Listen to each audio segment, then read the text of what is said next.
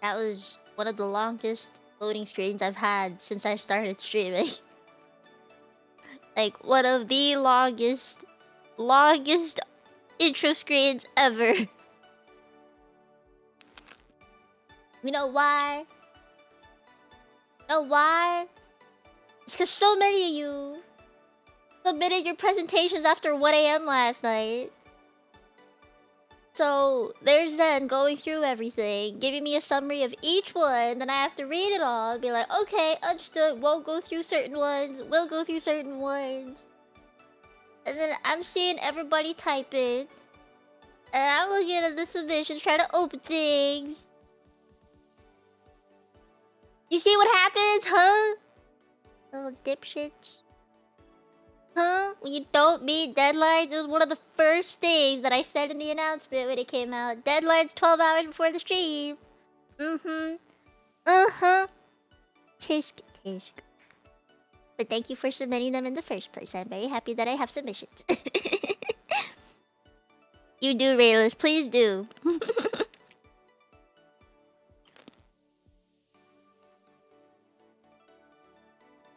You did end up submitting yours first, Zazie. Hi Kage, hi Egg, hello, hi Michael. Hi Nazu, hi Noma, hi Zarified. Hello. It's so Jover.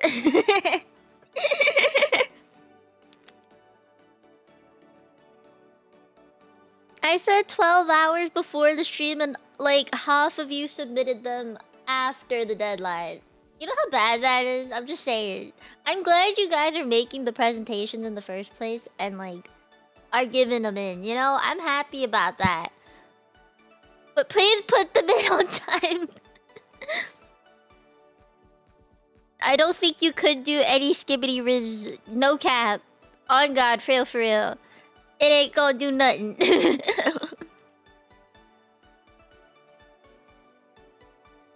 Sounds like true teacher. Of course I am! I gotta treat this right. No exception, except for one, because she's my girlfriend. But honestly, I didn't put out as many... What's the word? Pings as last time to be like, hey, deadline, you know? So, maybe it's also my fault, but... I saw some of you guys did get them in, which makes me happy. Yeah, reminders.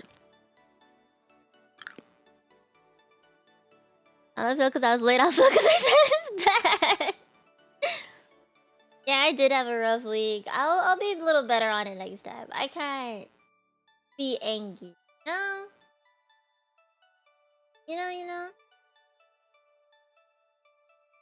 Okay, I have to check a little something.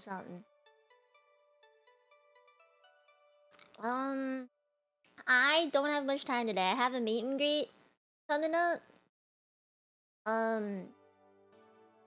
So I gotta make sure I'm on time for it, you know?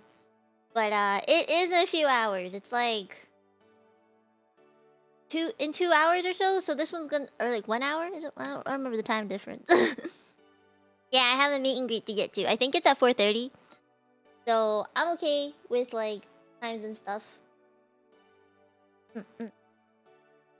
I just have to make sure that I like keep track of time is all. Yeah. So probably like a 2.5-hour-ish stream today. If you guys are cool with that. You're panicking. Oh no. Okay, tech is kind of annoying to deal with though, so I understand. But so I think it was Zen that went through everything. So please thank Zen. He is a godsend. I'm gonna do the lesson submission. Alright. Is it gonna be super short? No, that's fine. Okay, honestly, I have to say the shorter the better. The shorter the better. Yeah, the shorter the better. And I say that because it's just... I'd love to go through the presentation, right? and then talk about it, not just focus on the presentation that much, if that makes sense. Because they're meant to be short. They're meant to be like little summaries and stuff. They're not meant to be very in-depth or detailed. And I think it's just really nice to have the presentation there so there's a topic to talk about. You know? I hope that makes sense though. I'm not... It does... I'm not trying to make you guys not write anything.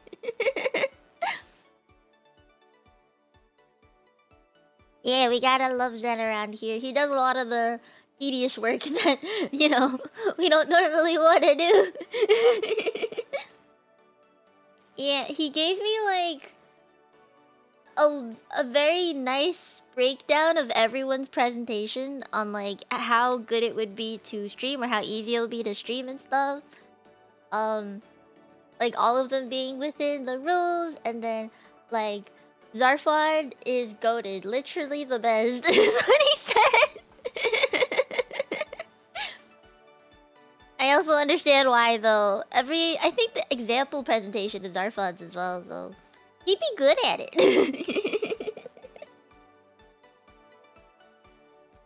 Yeah, Zen went through all the presentations. He like, okay, he said he timed himself too. He timed himself doing the presentation. Like, okay, he said he timed himself whispering the presentations to make sure it wasn't too long either. So it's very, very helpful. He is very good at his job, and I feel like I need to be paying this man.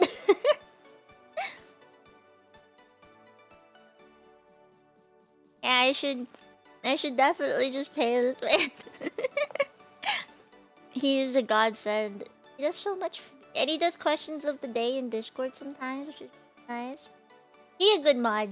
We gotta appreciate good mod. Right? Because if he quits, I'm screwed. Pay him in bubble tea? He's gotta give me his PayPal. I can throw money. All the mods gotta give me their PayPal so I can throw them money. Hiya. You know, there was one time with Kawa, I was asking Kawa if I could have discount codes for all of my mods, and they let me pick between free shipping or like a certain percentage discount, and they all picked free shipping. but then when my new outfit dropped, Starlight, he went ahead and just bought the thing without waiting a little bit for me to give any discount codes. And I was like, oh no! Because he already paid for it. Yeah. Anyway. I have presentations to get through. And, you know, better start now than never. Let me find the thingy thing. I'm gonna quickly add this in before I forget. Guideline number 10. Submit 12 hours before the deadline. Or I'll say stream. There. That is now on the rules and guidelines. I put them together, but that's basically a rule. Hi, Ruby! No, I'm not gonna grade them. I can't exactly grade passions, you know? It's kind of difficult to do that. Okay, we'll go through Sassy's first, because he did submit his, and Zen gave the okay. How did I do this last time? Trying to remember how exactly I organized my screen for this, because there's a lot of overlapping screens. Present.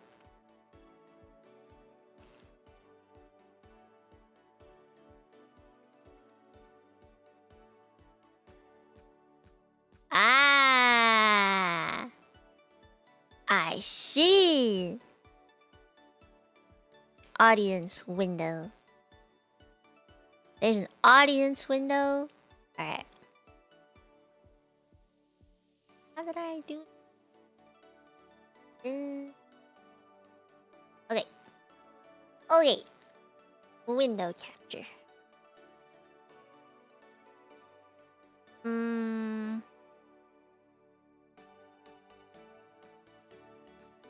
Oh, it shrunk.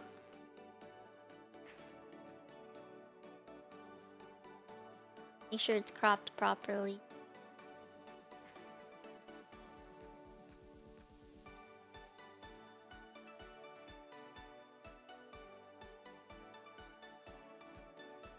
Is that okay? I feel like this can go a little lower. There we go. Yeah, hey. Okay.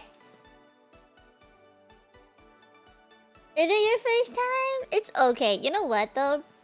So even for the people who did submit on time, there is a chance that I won't be able to get to yours today. And I say that because we like to yap in these Teach Me Tenchis. We like to yap. So the chances of me going through all of them are very, very low. So if I missed them from last time, please send them again.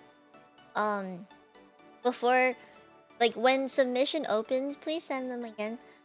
Because there's like a break between the two, and I have a very difficult time catching up.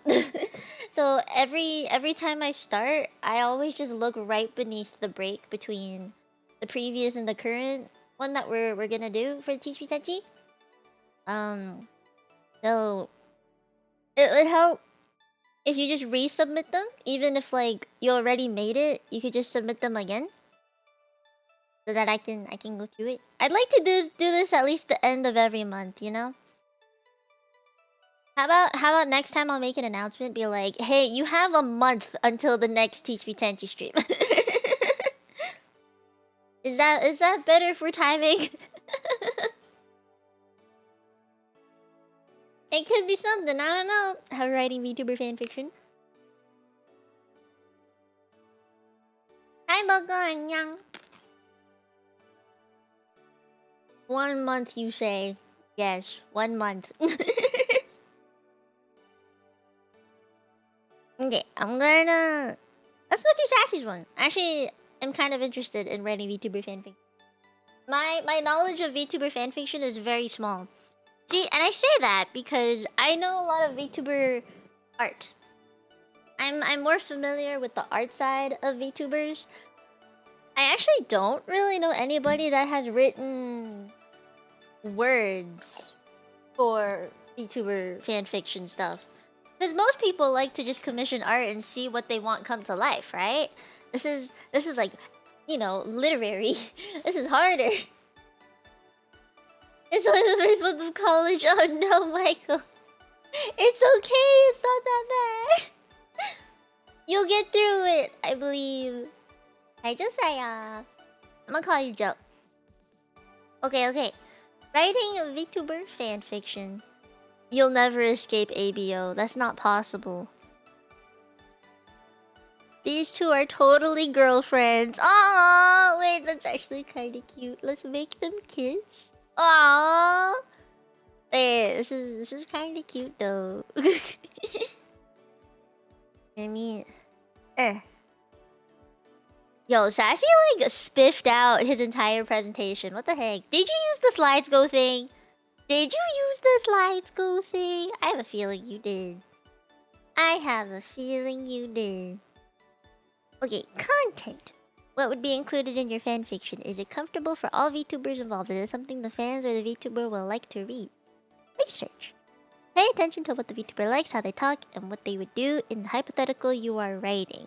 For instance, Mia wouldn't be caught wearing planning. You wouldn't describe her model as busty. Hey!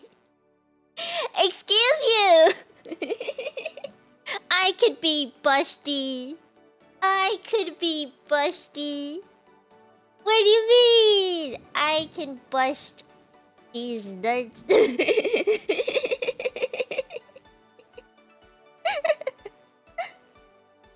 What do you mean? I think I'm doing great.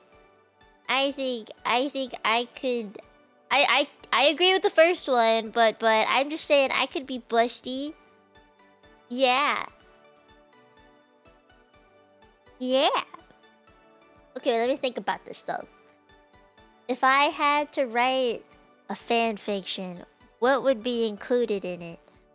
I'd say if I had to write a fan fiction, it would be about I don't know, my Tenchis? Can it be about my Tenchis?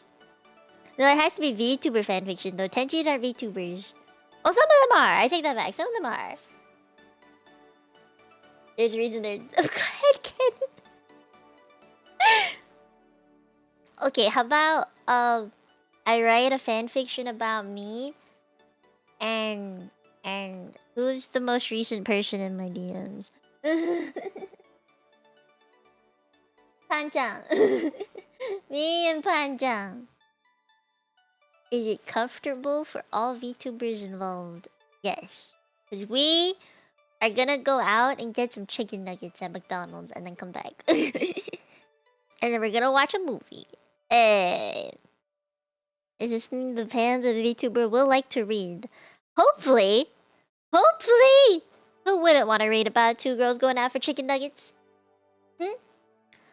Alright, pay attention to what the VTuber likes, how they talk, and what they would do in the hypothetical you are writing. So, like, does that mean you have to... You'd have to put in quotations, like, how people talk, right? I'm thinking... You'd have to be able to type in something that I would say. In a given situation, you'd have to type in something that I would say. Believably, I would say. That's it's kind of hard, isn't it?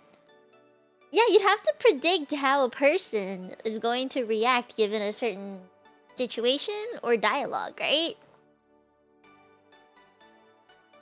I had to study how you talk, and if I can't read it in your voice, it had to be rewritten. Oh, jeez. That's dedication. That's dedication. Oh, wait. So that'd be like one of those... You gotta pick up on, like... The streamer voice? Wait, were you listening to my streamer voice more? Or, like, a VC voice more? Because there is a difference, I feel. Yeah, I think it's a lot harder than just having an OC. Because, like, I'm an actual human being that you could study. That you could pay attention to. That's crazy. I think that feels natural to the VTuber. Yeah. Okay, well, you predicted my reactions to things, but not like phrases that I would say given a phrase.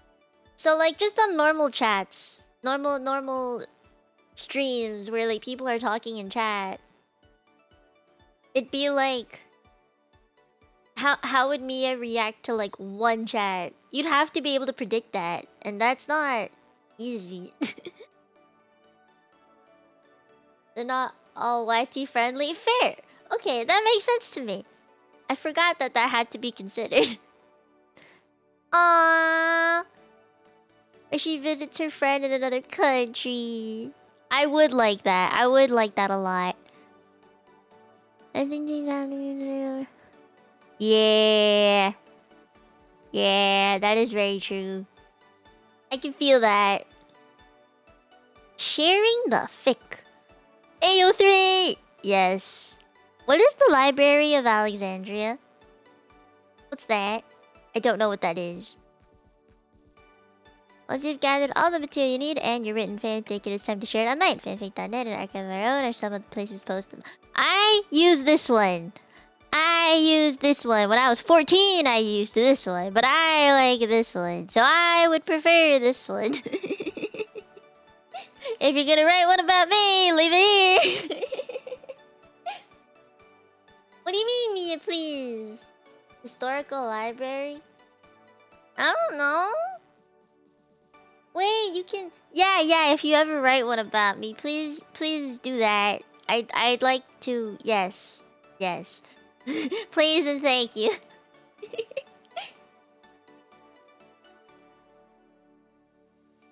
Okay. Science got burned down? Oh. So it doesn't exist anymore. The accident carried by shit. I'm just saying I don't know what it is. It's not that bad, is it? Is it that bad? Am I just that stupid? Hey, wait, what'd he say? I've given you the basis of writing without the details on purpose. Writing, like drawing or music, is a form of expressing yourself. You can use it as an outlet to show how you view your oshis, community, and lore. As long as you are writing the VTuber accurately and remain in everyone's comfort zone, you can write anything to your heart's content. That's cute! That's cute. I'm happy. This is a nice presentation. That was a good presentation. How long did it take for me to get through that? Like 5-10 minutes? You listen to say VTubers do in our hearts. What do you mean? I'm a person though. But you've met me. I exist in Canada. I exist though, physically, tangibly, in Canada. Does that not mean anything to you? I exist in Canada. No, you did great. Because I like to talk. I like to yap. Do the pictures mean nothing to you? Am I edited out of the pictures? I am a physical being, yes. You did verify such. Oh my god, is that the... But does Canada exist? Yeah! Yes! Where's Canada? On the borders of a state called Minnesota. I think. Was it Minnesota? I think so. Canada does exist though! Why do you think the state is so flat at the top? You got no bling bling. Heh. Heh.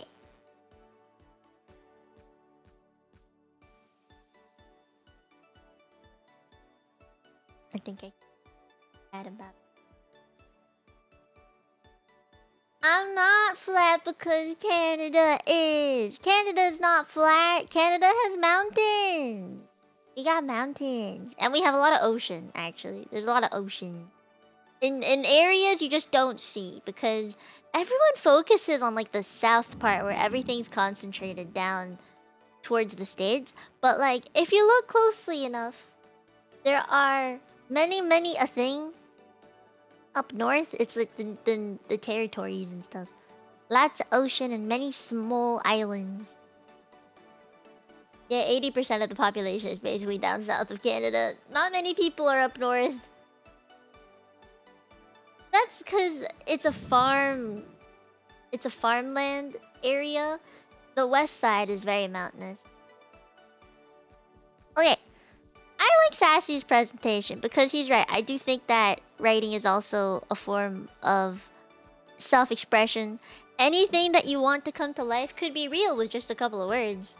So you could tell a story, any story, literally any story you want with this, and I think that's really cool. I remember being one of these writers back in the day. I wouldn't write very much, but like I would help my friends with their writing and I would edit and I would write some stuff for them, give ideas and stuff. And it's only because my friend was really into Naruto. I read a lot of Naruto and Sasuke BL fanfiction because of that. But I mean, it helped a lot with, you know, learning how to write and understanding a lot of it. So yeah, it's some spicy, yes. We are 14, we didn't really know what spicy was. But it was pretty spicy. It was pretty spicy.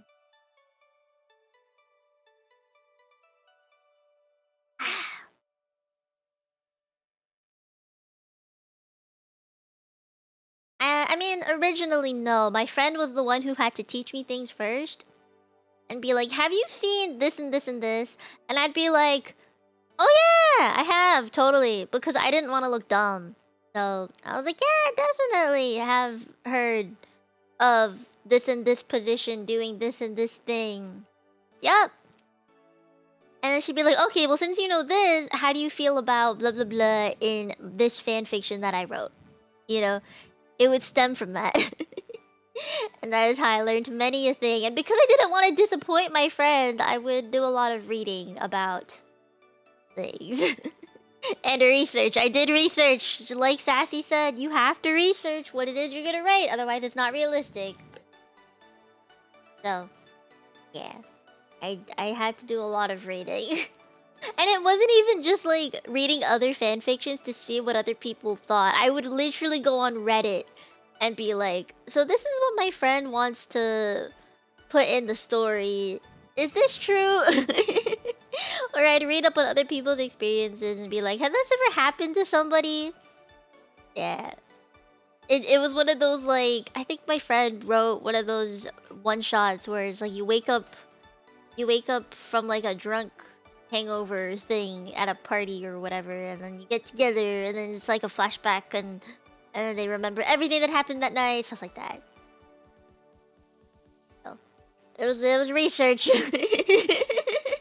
I wasn't sure if people really did forget everything they did the night before while they're drunk, because I had never been drunk. I was too young to know.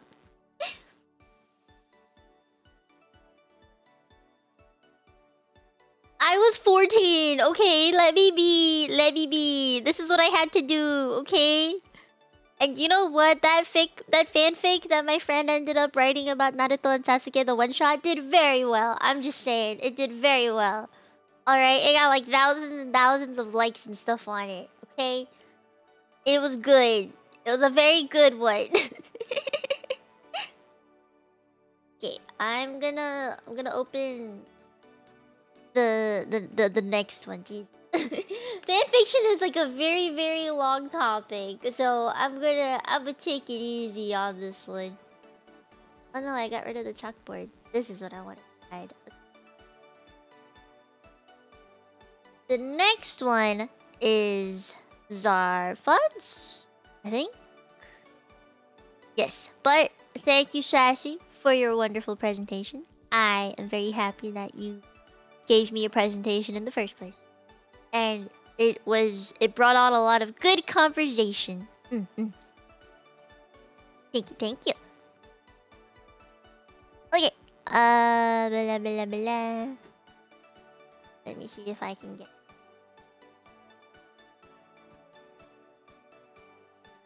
Ta-da! See, I'm being more organized with it. I told you, I'm working on it. I'm working on being more organized. And it looks better this way. See? This is why I said I needed submissions 12 hours beforehand. But thank you, Sassy, for your presentation. Pachi pachi pachi. Pachi pachi pachi pachi pachi. Hi, Rupert! How's it going? Hello. This is what I like about these presentations, is that it's like we get to talk about things that I normally would not think of talking about.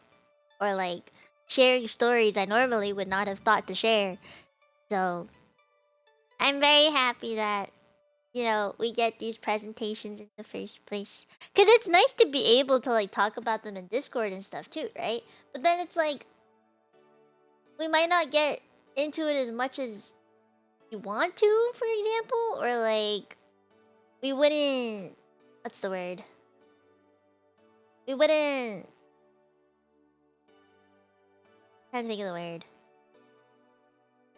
of the word. Like we wouldn't be dedicated to talking about it, and people would probably talk over each other, and it would just get lost, and then we'd move on to another topic. You know what I mean? So it's like I love that we have dedicated topics to talk about. It makes my brain very happy. Because then my brain isn't confused on what it's supposed to talk about. Okay.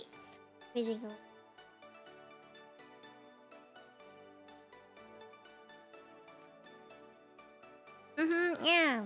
Because then no one gets talked over. We all get to look at it together. And we all get to learn about what someone wants to talk about, what they know, what they want to share. It's nice. It's just nice. I don't know. You love it too. I'm happy. It's okay to present an idea that's already presented but with different topic. Well, as long as it's not the same, like, identical presentation. Like, if you wanted to explain to me, like, I don't know, what water was, then, like, someone could explain to me how water affects the planet. Another person could explain to me how water affects your body. Another could explain to me the chemical properties and, like, H2O anatomical stuff, you know, hydrogen bonds and everything. There's many different ways you could go about a single thing.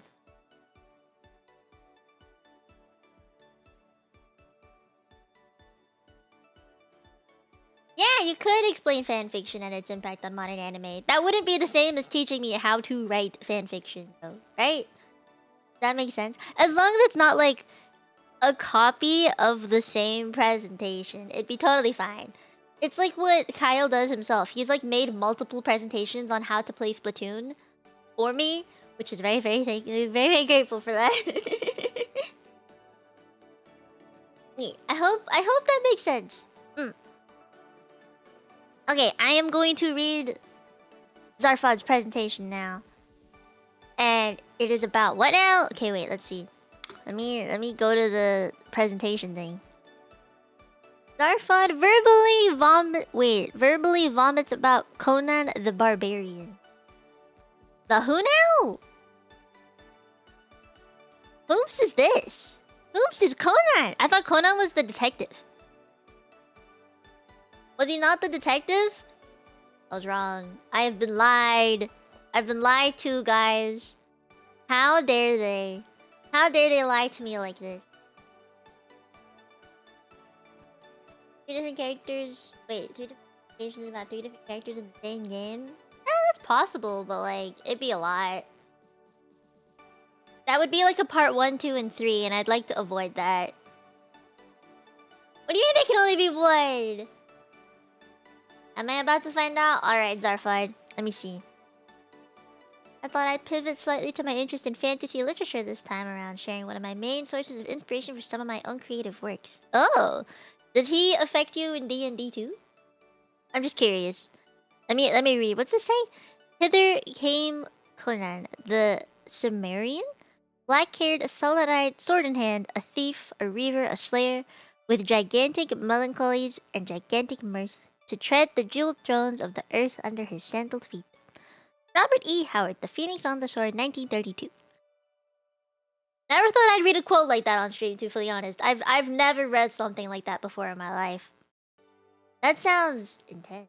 Okay. Ba-bam. What is Conan? Conan the Barbarian, or Conan the Cimmerian, is a fictional character created by Pulp Fiction Robert E. Howard. The original Conan series consists of 17 novellas and novelettes, one full novel, published in Weird Tales magazine between the years of 1932 and 1936. The stories tell the exploits of Conan, a barbarian from the land of Sumeria, and the life he lived, from mercenary to pirate to far-wandering adventurer, and even the king of the most powerful nation of his time. Conan's kinda goated though, what the heck? Wait, he did everything! He did everything! What? What? That's kinda cool. That's kinda cool.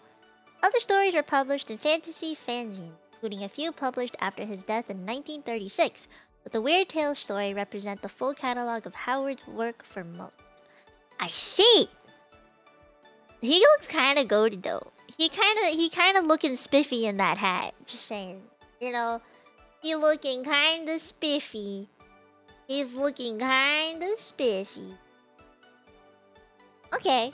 Well, this is off to a good start. This is off to a very good start. Okay. Who is... Wait, no. Where is Conan? Where? Wait, this is a place? Whoa, wait! A fan-created map of Hyboria from the D&D Maps subreddit. Whoa! That's pretty cool. There's like different nations and shit. That's pretty cool. Conan's exploits take place in the Hyborian Age, a sort of prehistoric Earth that existed after the sinking of Atlantis, but before the rise of the ancient civilizations we're familiar with. I see! I like Atlantis! It sank though, which is a very unfortunate thing. Have people found Atlantis? Does Atlantis actually exist in the real world? I kind of want to go to Atlantis one day. That's one of my dreams, is to go to Atlantis. The cultures and peoples of Conan's time are long forgotten echoes of more modern human cultures, long passed into myth and legend. Aesir? How you say it? Warlords, Stygian snake cultists, Luthian sorcerers, and of course Sumerian barbarians all have a place to call home in high adventure. Huh. Who would think Atlantis is Ireland? Understood. It's understandable.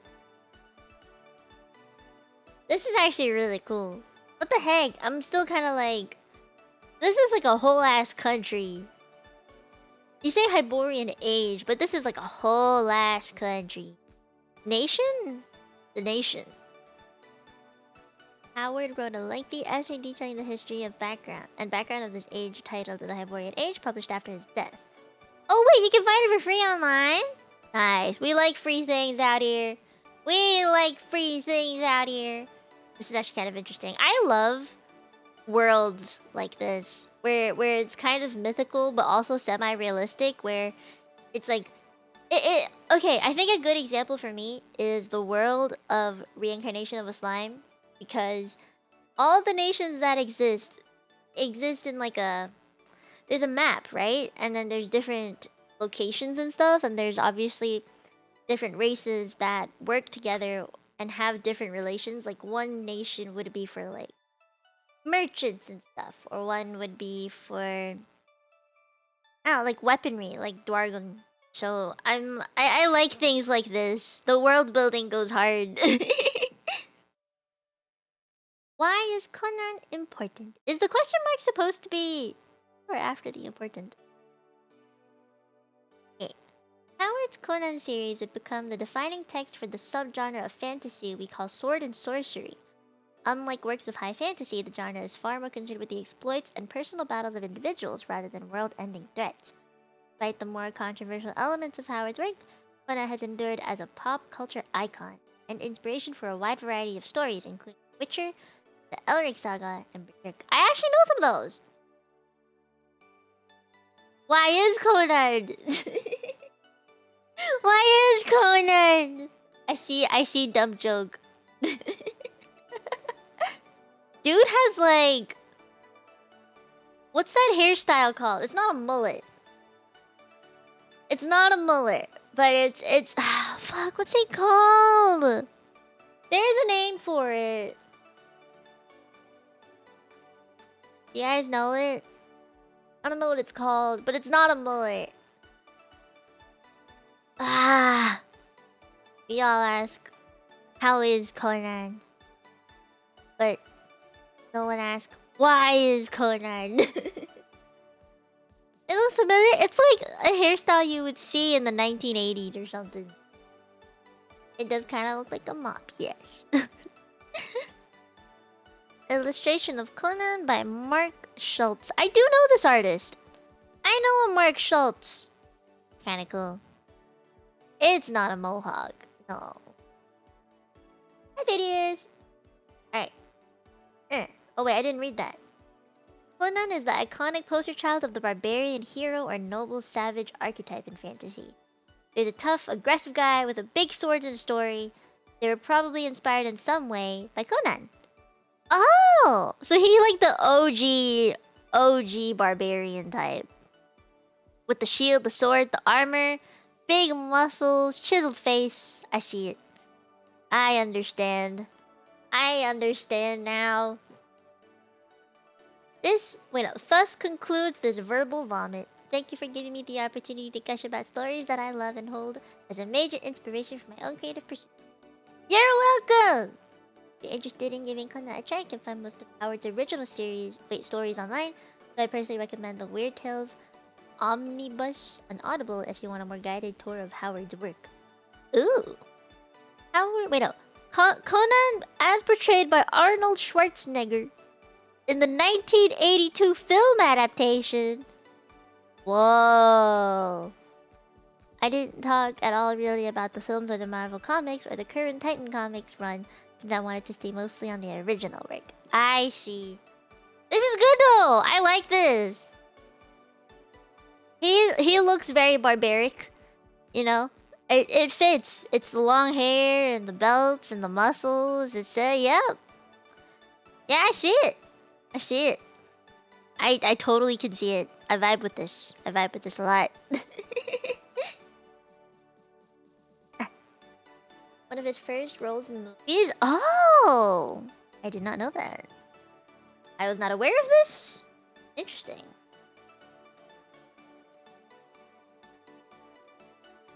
I find it kind of like... I want to throw candy. But I think it's pretty cool how... he's basically the icon for all quote-unquote barbaric-looking people. You know?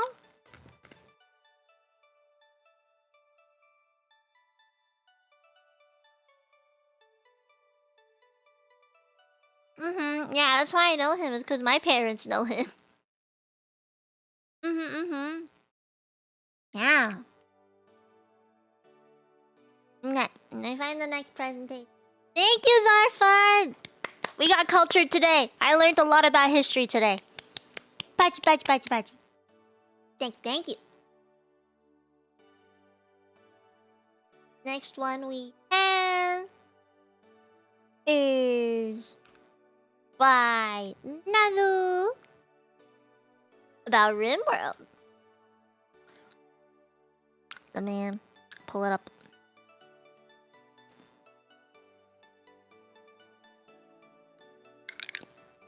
A RimWorld it is.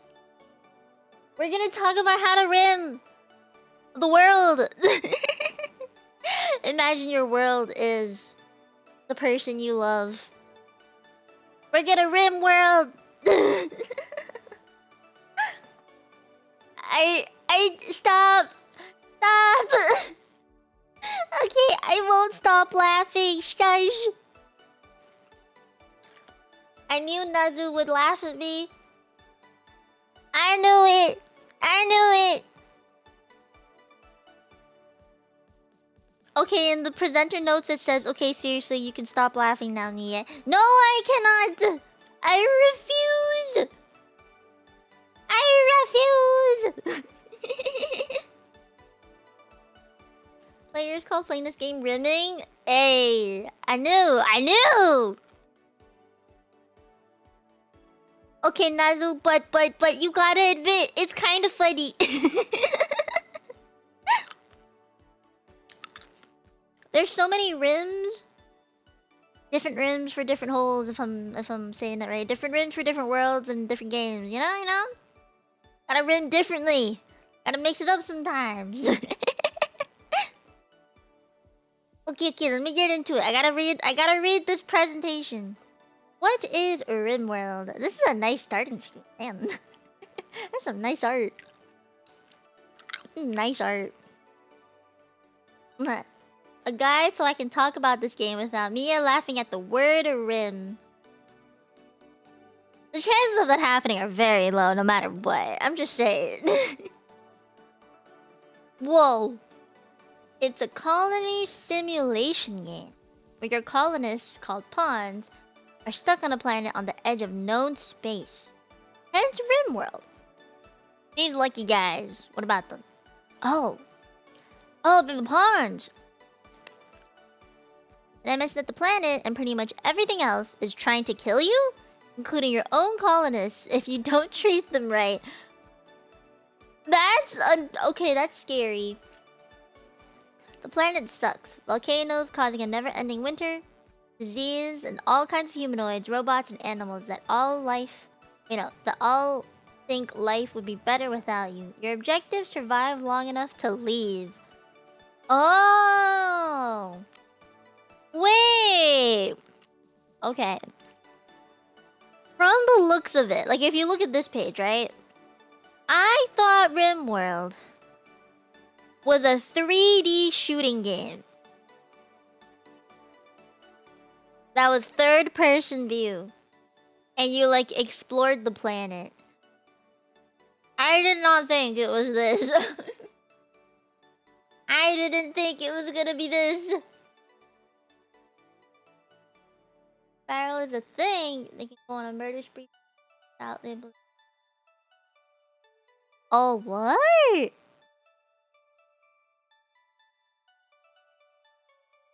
Sorry, if you see me leaning down to the left, because I'm trying to read chat.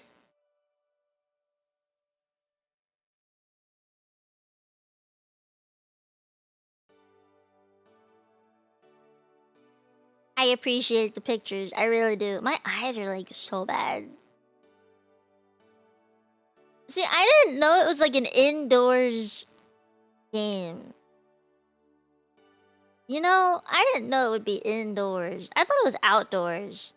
I thought people in RimWorld were actually rimming the world. Like, they would go around the rim of the world. Not a war crime if there's no war, right? I don't know. I thought there was war. I thought it was like an alien fighting game. This is completely off the mark. RimWorld is... The name RimWorld is just too misleading, okay?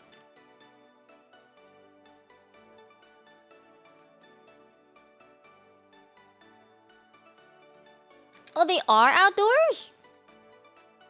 I mean, just looking at all of this, I thought they'd be indoors because this guy's sleeping. You can make them live outdoors as cannibal nudists. That's a choice. Okay. Huh. Interesting. What's a story without a storyteller? The storytellers in RimWorld are AI that... What? AI that dictates when good and bad things happen and to what intensity they happen. AI? Okay, 3 base storytellers. Cassandra Classic for a balanced story, some good, some bad.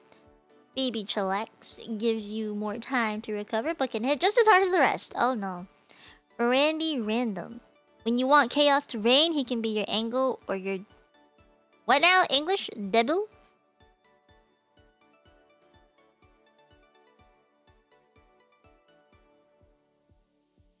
It's a meme. A meme that I would not know. I understand though. Okay, so there's 3 of them.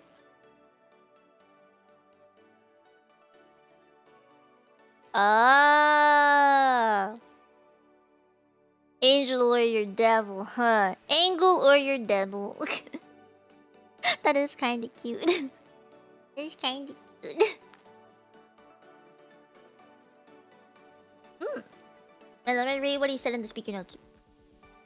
When things are going a bit too according to plan, the storyteller might decide that your medic takes an unlucky hit to the head, incapacitating them, or a blade hits your crops. What the fuck? The storyteller's AI, right? Like it just determines things like a DM would. On the other hand, when things seem dire, maybe your bullets fly true, your pawns miraculously survive way longer than they should, or a mysterious stranger suddenly shows up to save the day. I would like to be saved.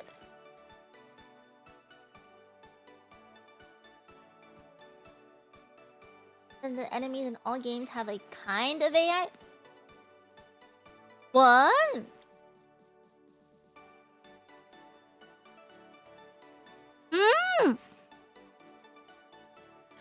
Free base storytellers aren't all. The DLCs come with others of their own, and we'll talk about this next. Mods. You want a storyteller to act like it's Warhammer 40k campaign? If you can think it, it's probably out there. I did not know this game had mods. Definitely did not know that. That is kind of wild. See, I honestly did not know that RimWorld was storytelling kind of game. Like I said, I thought people were exploring the world in 3D form, kind of like Helldivers vibes. but you would like run around the rim of the world, literally. Hi, Oni. Whoa. The name of the game is customizability. You want to make a colony of underground dwelling miners that grow mushrooms and eat giant bugs? 100% doable. How about a cult that binds its members and thinks humans are tasty? Yep, that's in there. Oh shit. Crazy nurture-loving hippies that smoke and encourage polyamory? Hell yeah. Every pawn has different attitudes, skills, and interests. It also tracks injuries and if a limb is missing or damaged, and uses that to know how fast someone works or moves. The reason why this game is a cut above the rest? Whoa! I see you! I see you, Genshin. I see you. Hey, it's Fate! Fate's Day. Ooh, FGO. Cyberpunk! I don't know what this is, but it looks kinda cute. You can change almost every aspect of the game. Add your fox girl waifus, add armor weapons. New ways to win. Make the game easier or harder. Go to space, invade other worlds. God damn. I do like the Genshin reference, thank you. What story do you want to make when you play this game? One of your first major choices. Picking your starting colonist carefully, as you don't want to realize that you forgot to bring someone who can close a bullet wound after your first fight. Jesus! The base game has a lot of this, but the DLCs come with much higher amounts of customizability. You can even make Eldritch Horror a theme in your story. No thank you! The modding community within RimWorld is insane. I haven't checked, but I'd be a very large sum... Wait. You would bet a very large sum of money there is a... What's an LOTR mod? The storyteller that gives quests based off a Dark Lord. Invading Middle-earth. What is that? Oh, Lord of the Rings. Why didn't you just spell that? Why didn't you just write that out, huh? Complete with orc and goblin invasions, races of men and elves with no shortage of powerful magic items. Lord of the Rims. I think it should be Lord of the Rims. It should be Lord of the Rims. I agree. I agree with Homer. Oh! Okay. RimWorld can be a tough game. It's one of those types of games that you have to lose a few times before you understand what's going on, and even then, sometimes the storytellers just hate you. There is so much more about this game, from enslaving prisoners and forcing them to work for you, only to sell off their organs when they can't work anymore. What? The powerful psionic abilities that the royalty in your colony gets. Religions, celebrations, marriages, researching technology, setting up work priorities, cleaning so people don't get sick, medical care. There's so much. This is like an actual world. You know? You know? Thank you. Hopefully I can talk about RimWorld in the future without our say-so angel giggling for too long. Hey! From here I'll show screenshots of what this war crime simulator gameplay actually looks like. Hopefully I'll be around to answer any questions. If not, just find me and start a conversation about it. I'd be happy to talk. Nazu. Ah. See, I don't play it, so I would not know. But it sounds like a lot. There seems to be so many. There's so many things. How do you, like, keep track of them all? It seems like one of those kind of games where, like, it's like played up. You play to work. That's what it feels like now. Yeah. Oh, shit. Late stage colony. I see. Wow. Those are pictures. Hey. I see. I have been told many incorrect things about RimWorld that made me think RimWorld was what I thought it was, but now I just think it's a 2D top-down, I guess. Is it top-down considered? But, like, it's so organizational. You'd have to... Wouldn't you have to properly think about what you wanted to set the game up right so you could actually win it?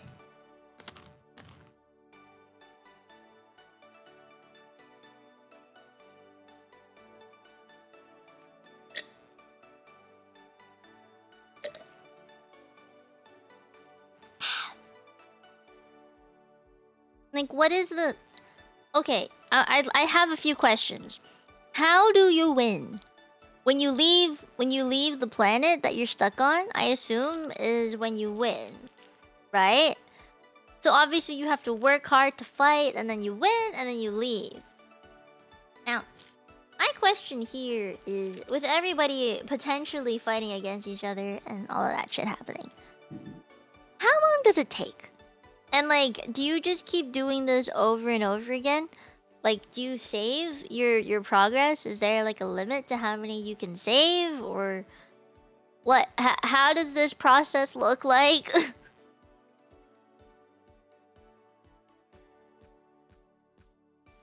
Yeah, that's what I thought.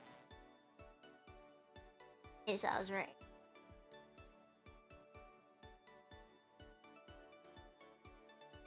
And build a ship. So there's multiple ways you can win, right?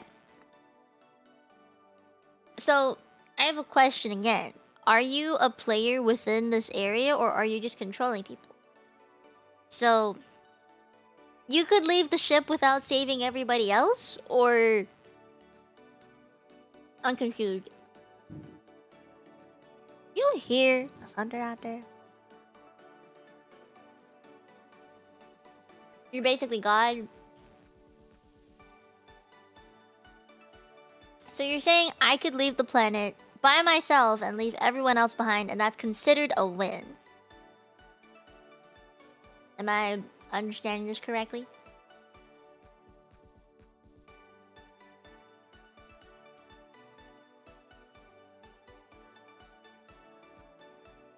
Oh, you can. Okay. I see. Hi, Brett. Okay, so you can... Okay, you can win that way, though. That's what I was asking. Alright. Understood. Understood. I see.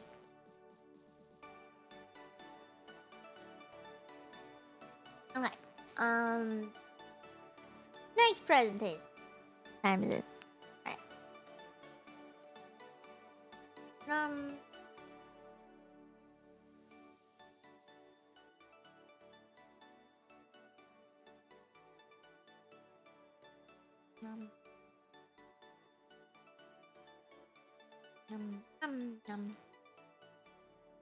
It's loading.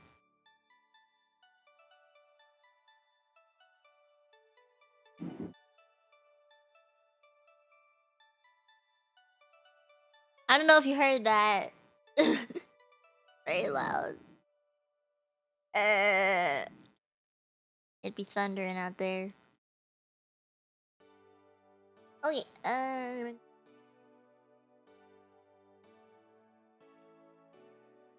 I'm also checking on like the Kawa server in case I'm getting pinged for anything. But I think I'm okay.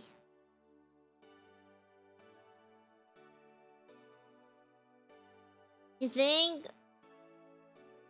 Man, Rick. A lot of rain. Ow. Pain, Pecco.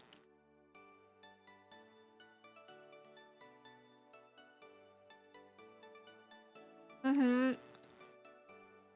Okay. I don't know if that even picked up. Did it pick up? Did it pick up? It picked up. I just wasn't even talking. I thought my noise gate would cut it off, but it was loud enough that it didn't cut it off.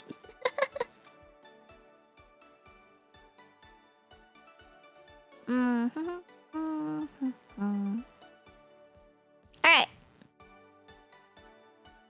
So, I wanted to go through this presentation because I know Rancher really wanted to do a watch-along this Sunday for this particular anime.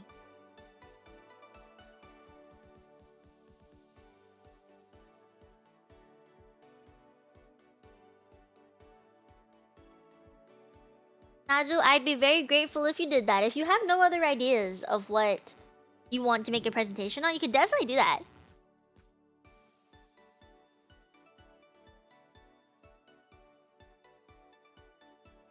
Is it a great anime? I've never seen it.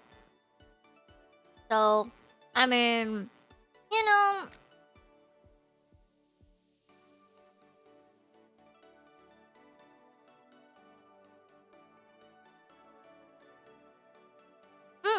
Egg. That would be appreciated.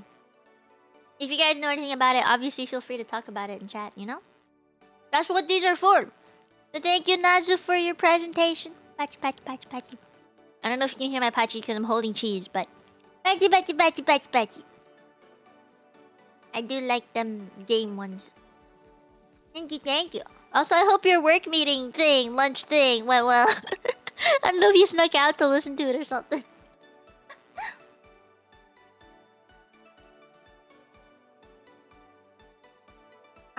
Okay. I have finished with my snack. After I finish drinking.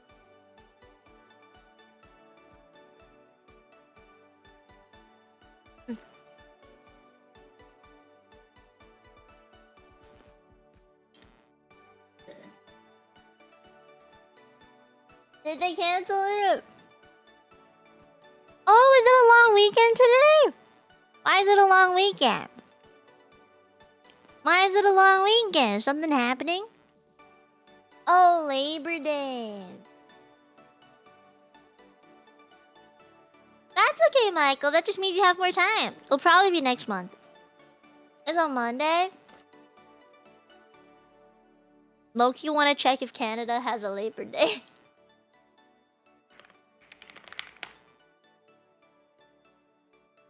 Oh, it's also Monday, September 2nd. We have Labor Day too!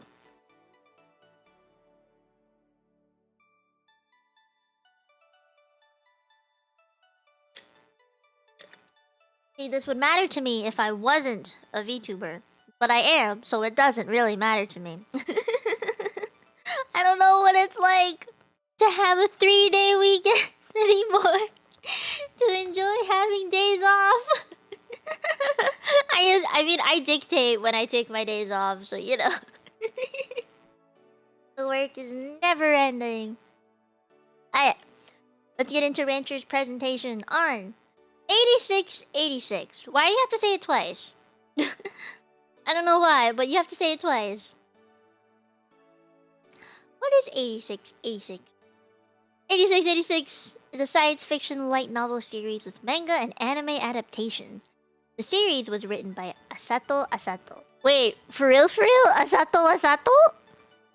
Imagine having the same first and last name. You'll never get it wrong. Asato Asato. That is true. It could be real. It could be an alias. It's a pen name. Illustrations are provided by Shirabi. Okay.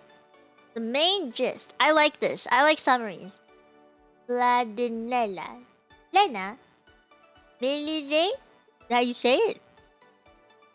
The handler of an autonomous war-forged robot squadron learns that the robots are in fact piloted by the 86, a group of people discriminated against by the San Magnolia government. Forging a bond with their leader, Shinen Nozen, she now seeks the truth of the 86's treatment in the midst of war with the empire of Jihad. Jihad? I don't know. G's are weird. Huh. Wait.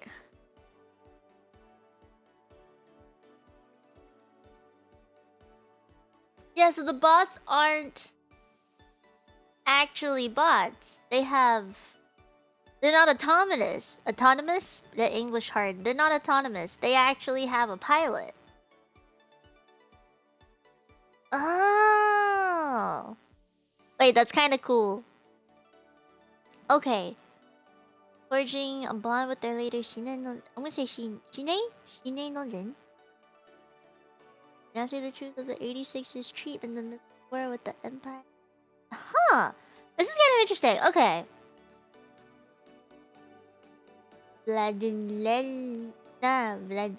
I'm just gonna say Lena. Okay, so these are the voice actors. Oh wait, the English VA was voiced by someone who is Chinese? That's kind of cool. That's Suzie Yang. Okay. Japanese VA. Ikumi Hasegawa. Handler of the Spearhead Squadron. Okay. Shine Noze. English VA. Billy Kometz and Alex... Eh? Is it supposed to be Lee? There's two? There's two English VAs. That's interesting. Japanese VA. Shoya Chiba. Leader of the Spearhead Squadron. Oh! Wait. So the leader is Shine. So why are they discriminated, I wonder? This is some nice art though. Some highlights. I like the highlight for the highlights of 86. 86. The pilot. Wait, no. The plot. Wait, according to Rancher. Okay.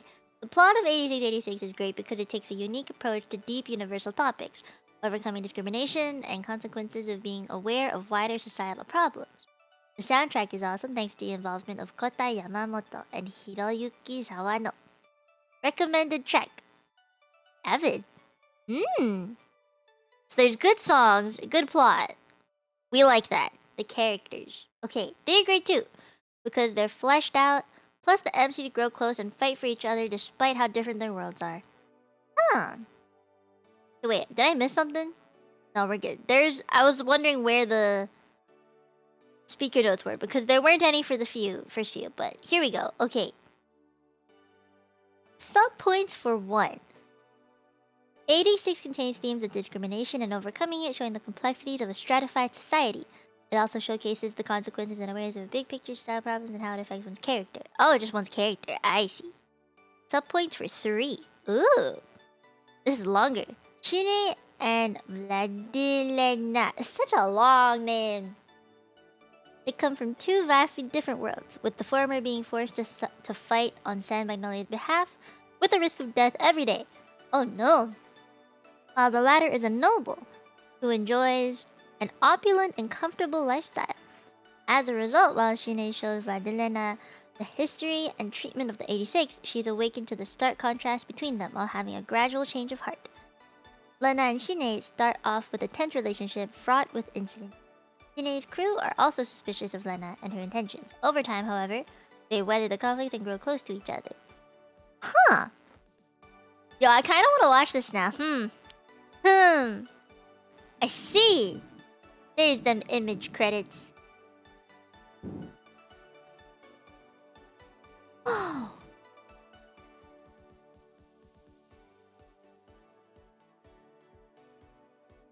I hope the doggos are okay. Jesus, those are some loud ones out there.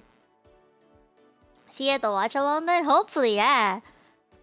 I haven't seen 8686. I do know that it exists. I knew that this anime existed because I saw it on like a Crunchyroll, I think. So I really wanted to watch it. I didn't know it was like this interesting though. It sounds really interesting. Huh. Guys, watch along this Sunday. I have questions which hopefully will be answered at the time. Let's see. It is wait, no, not tomorrow time. Sunday at 7 p.m. I hope I can make it. This sounds like a really good anime. 7 p.m. EST, whatever that event says for you guys, is when the watch along is. I want to watch this. Is it long? How many episodes are there? I'm gonna look it up.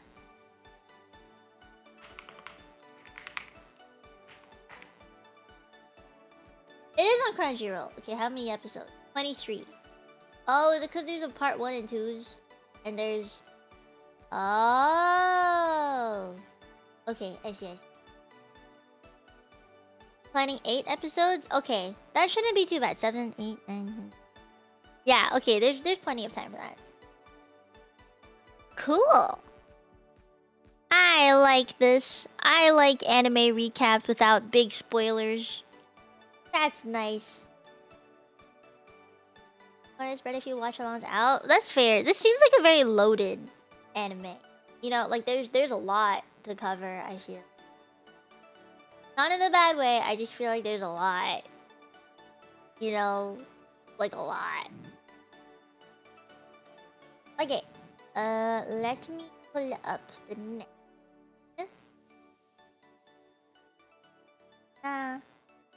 Oh, did I hide the thing? Yeah.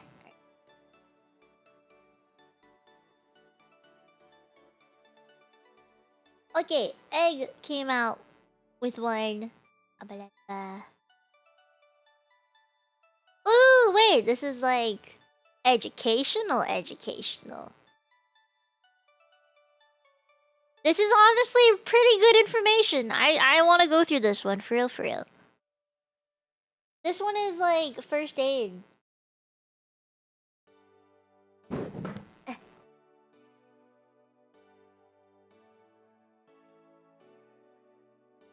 I need to drink more water, I realize. Ah!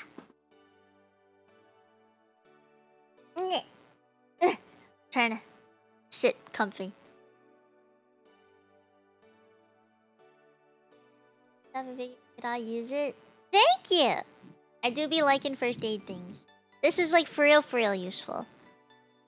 Cool. Okay. Well, thank you. Thank you for the presentations. I am very happy with all them presentations. I hope Rancher sees the VOD and knows I am appreciative of them presentations.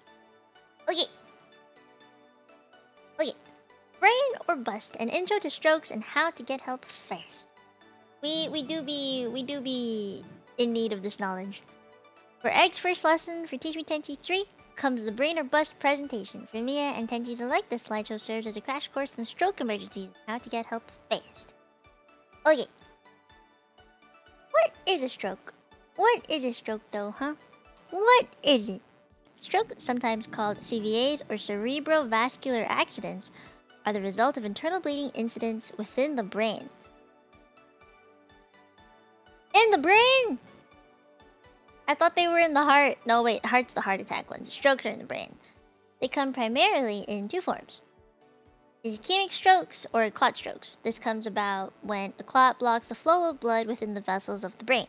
The surrounding brain cells are thus blocked off from blood flow of oxygen and nutrients critical to their survival and function and die. See, I'm more aware of the ischemic type, the clot one.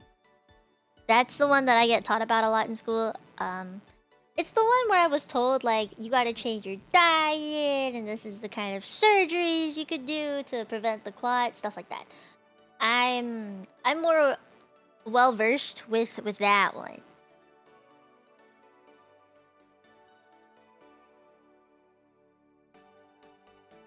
Clots are break heart, but I think they're named differently. Yes, they are named differently. Okay. Hemorrhagic strokes or bleeding strokes. In this case, a blood vessel bursts, causing the brain cells around to messily lose blood flow, and the aforementioned stuff meant to keep them alive and functioning die. In either case, remember that the brain needs a constant flow of blood, nutrients, and precious O2 to function normally. Once that flow is disrupted, the affected brain cells will die nearly on the spot, and the damage will spread within seconds, unless you do something. That is very true. When people have strokes, it do be very bad. Because you suffer from brain damage. And it's kind of like chip damage. Because it happens bit by bit, and it builds up. And then the more strokes you have, the more brain damage you take, and then it just kaplits. Yep. How do we detect a stroke? Fast and not just in terms of speed. Ooh. If you think someone around you is currently suffering from blood blocks or a burst vessel in their noggin, there are three main signs you have to get down right away. First, check the face by asking the person to simply smile. If one side gets droopy, you might have a problem. I didn't know that! But that makes sense, depending on the area of the brain that is affected. Next, check the arms by asking the person to raise them both above their head. If they struggle with one side, indicating weakness, you may very well have a problem. After that, check their speech by asking them to say a simple sentence, such as giving out their name. If it all comes out slurred, yep, you definitely have a stroke problem. Oh god. Make sure to do all that quickly, as time is of the essence, and don't forget to call an ambulance right away. The quicker that emergency services are informed, the more time they have to save the victim and their brain. That is very true. I feel like in times when people need to call an ambulance, no one knows who needs to call it, you know? I remember when I was taught first aid, instead of just yelling like, someone call an ambulance, you have to point at someone and be like, you over there wearing the whatever outfit. Or if you know somebody, you say their name and be like, name of somebody, like Mie, you call the ambulance. Otherwise, no one ends up calling an ambulance. So, it is very important that someone gets designated to call one. In very, very hectic situations, no one actually does anything, I feel, unless they are designated to do it. Because everyone's panicking, right? And when you're panicking, you're just like, I don't know what to do, even if someone tells you. So, yeah, it is very important. Yeah, what's the number? I've heard that before. I've heard that before. Why should we go to the trouble of stroke detection? Huh. Whoa! The past slides are filled with pretty important info on what a stroke is and how to find it in the span of a few seconds. But some of you may still ask, why should we care? Here are the answers. Number 1. Strokes are the #1 cause of adult disabilities and #2 cause of death worldwide. If it's in our power, we should take care to ensure those around us do not get added to those statistics.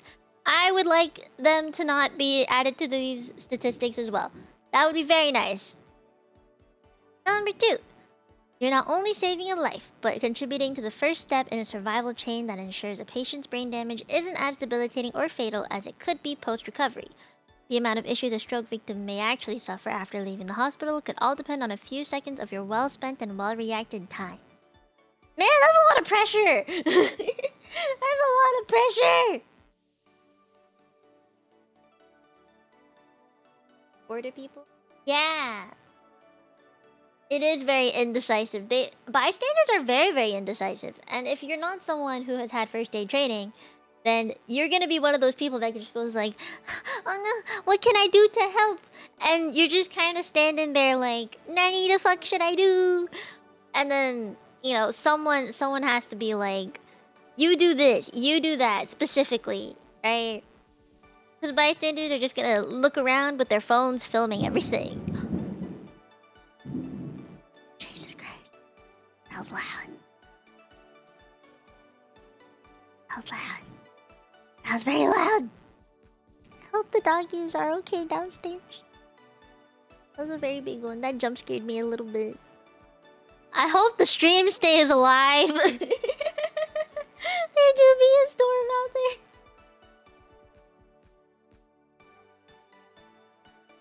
First during a first aid crisis. That is what people do nowadays, though. You have to admit, right? Like, a lot of people nowadays, as bystanders, just film what is happening because they want to be like, look at what I saw today on Instagram. Right? No one's actually thinking, we gotta help this guy who's about to die. So, yeah. I find it really unfortunate that that's what society has become a lot of the time, is if some shit happens in the real world, out in public, a lot of people's first instinct is to take out their phone to film what is happening and then post it on social media. Like, it's... we live in a society!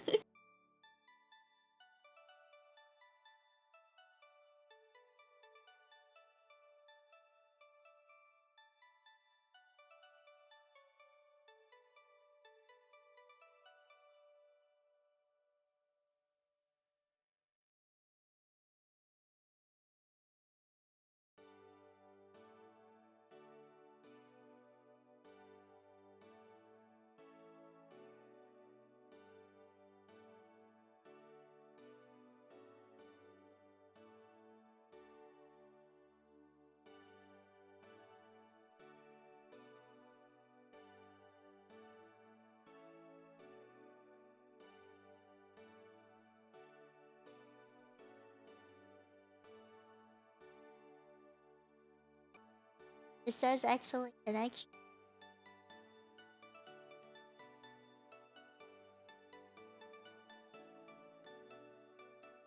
Jesus. That was like a bad storm. That was scary. It was like right after the boom. Right after the boom. And everything. Scary. No, I'm fine. It's just I heard the boom, and then I was like, ah. If you could all refresh their browsers just in. But that was scary. That was scary. I'm okay. I'm okay. But that was scary. OBS reset back to what the thing was because it didn't save the previous thing. God damn. I'm okay, but that storm was just not okay. You know? I'm okay. Storm is not okay. Storm is very not okay. But I'm okay. I feel bad because the stream died for a second there. See, I didn't lose Wi-Fi or anything. I just lost the stream. Like, OBS just reset. So what happened was my Wavelink software disconnected, so my mic got cut and I couldn't say anything. And then all of a sudden OBS stopped responding. Oh god. And then I was like, okay, time to close down OBS and open it again because that usually resets it real quick. But I couldn't open OBS again for some reason. It just didn't open. So I was like, oh no. Bad things are happening. And I do have a meet and greet in like an hour. So I mean, I'm a little worried about the connection. Let me just tell Kawa real quick.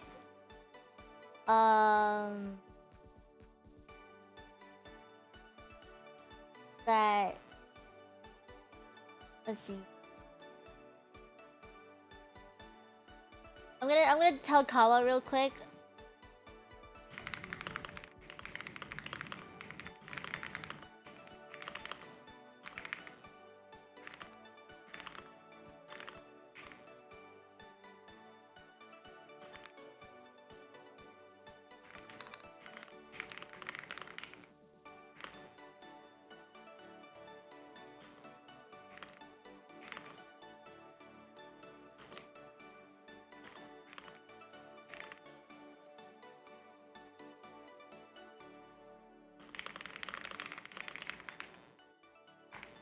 Okay, I let Kawa know just in case.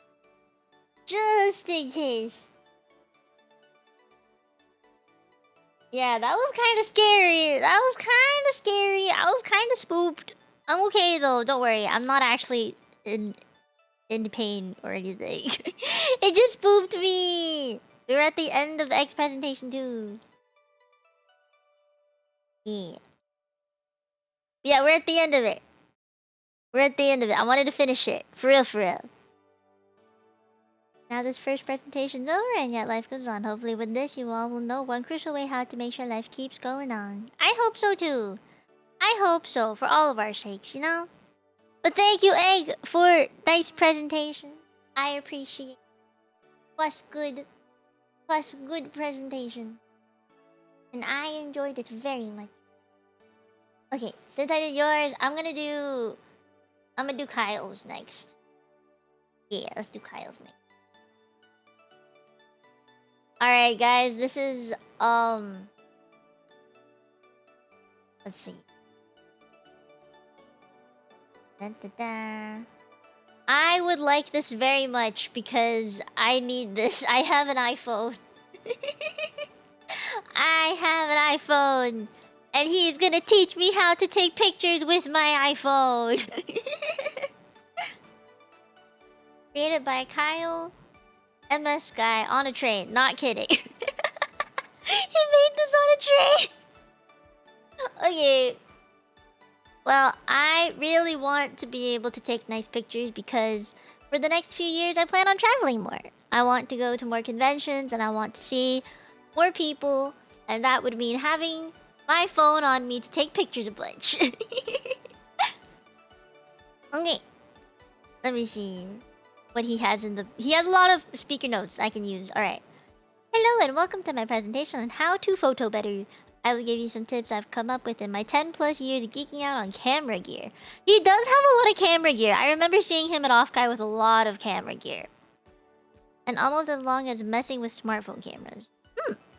This is super scuffed because I'm literally drafting this on a train. And also, I took these pictures from the train, not with my phone. So I hope you can forgive me. Hope you enjoyed them. I took both of these with my RX 100... Wait, RX 107? I think that's 7 on a train. I see. Okay, tip number 1. The rule of thirds. Wow, look at them fuzzy backgrounds. The most important thing about taking any photo is the composition. If you're just starting out, you should know about the rule of thirds. Essentially, photos look better if you place important lines and elements on the 1/3 of a photo. Of course, this is not a hard rule, but it is an easy way of improving your photos. Try putting people's eyes on the top third of a photo. You can also enable a grid that shows in the camera app. Some standalone cameras also have this feature to help you with framing photos. I highly recommend it and have it enabled whenever I can. Ah! I do use this grid. See, when I do the grid thing, it's like 1, 2, and then 3, 4, and then there's 1, 2, 3, 4, 5, 6, 7, 8, 9. That's the rule of thirds, right? So it's split up into thirds. So Kyle positioned this guy right in the middle thirds. Right here. Right? I usually take my pictures, like, kind of on the side here. I stand here, and then the rest of the image is the world. Jesus, that lightning though. Thunder though. Did Fuzzy Mia came back? I think it's the whole thunderstorm thing. Maybe that's why it's been like doing that lately. Is it really fuzzy? Or just a little fuzzy? Hi, Subtop! This photo was taken on a Fujifilm X100F at Fanimate 2023. Promise this is the only photo I didn't take on the train. Okay, tip number 2. Use AE lock or exposure compensation. What the heck is that? You've no doubt tried to take a photo where there are large differences between light and dark areas. And what you wanted to expose for is either too bright or too dark. The goal of a camera's meter is to average out the scene, with some algorithms to try to emphasize desired areas. However, sometimes it can get confused or guessed incorrectly. The solution: exposure compensation or AE lock. AE lock, auto exposure lock, it tells the camera what you want the camera to expose for. On an iPhone, all you need to do is tap on what you want to be brighter or darker. If you use a DSLR or MILC, this is the same thing as using spot metering. Point to the camera at what you want to expose for, pressing the AE lock button, and then recompensating for the recomposing before taking the photo. I have tried this. I do know this. I have tried this. And I feel very smart when I do it. Let's see. Exposure compensation. Manually telling the camera to make the scene brighter or darker than it needs to be. On an iPhone, this is done by tapping anywhere on the screen, ideally somewhere you want the camera to focus on, and then swipe near the box that comes up. Swipe up to make the photo brighter and down to make the photo darker. I do this a lot. And I also do it after editing my photos. It is very nice. It is very, very nice. Can I play this?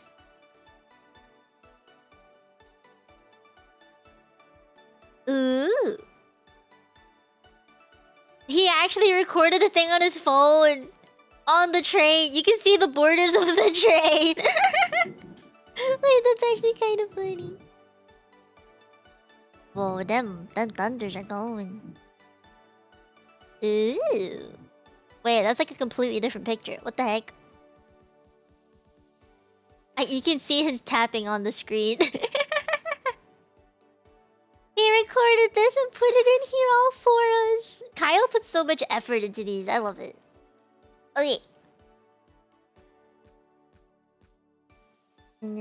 Number 3. Did he use a picture? Wait, no. He took a picture of himself taking a picture.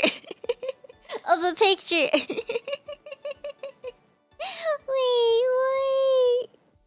That's actually kind of funny. he took a picture of himself taking a picture of a picture. Pictureception. Okay. Tip number 3. Use manual controls and techniques people use on cameras. The default camera app on your phone is the best for most situations as it has intelligent algorithms that help you easily take good photos. However, sometimes you want more manual control of your photos. For example, taking photos of fire, flowing waterfalls, or water, or the moon. That is true. Sometimes, like, I don't know if you ever tried, but when you take a picture of the sky, right? Like at night and it's dark and you like get all the cool stars and you want to take a picture of the moon, it doesn't look right. For me, it gets like a little blurry and I can't focus it. And then there's like the shutter speed thing where you set it to like 3, 5, 10, stuff like that. And then it'll look better. But I still can't do it quite right. I wonder what camera he used to take a picture of the phone taking a picture of a picture. Me too! I wonder too. Probably another big fancy camera though.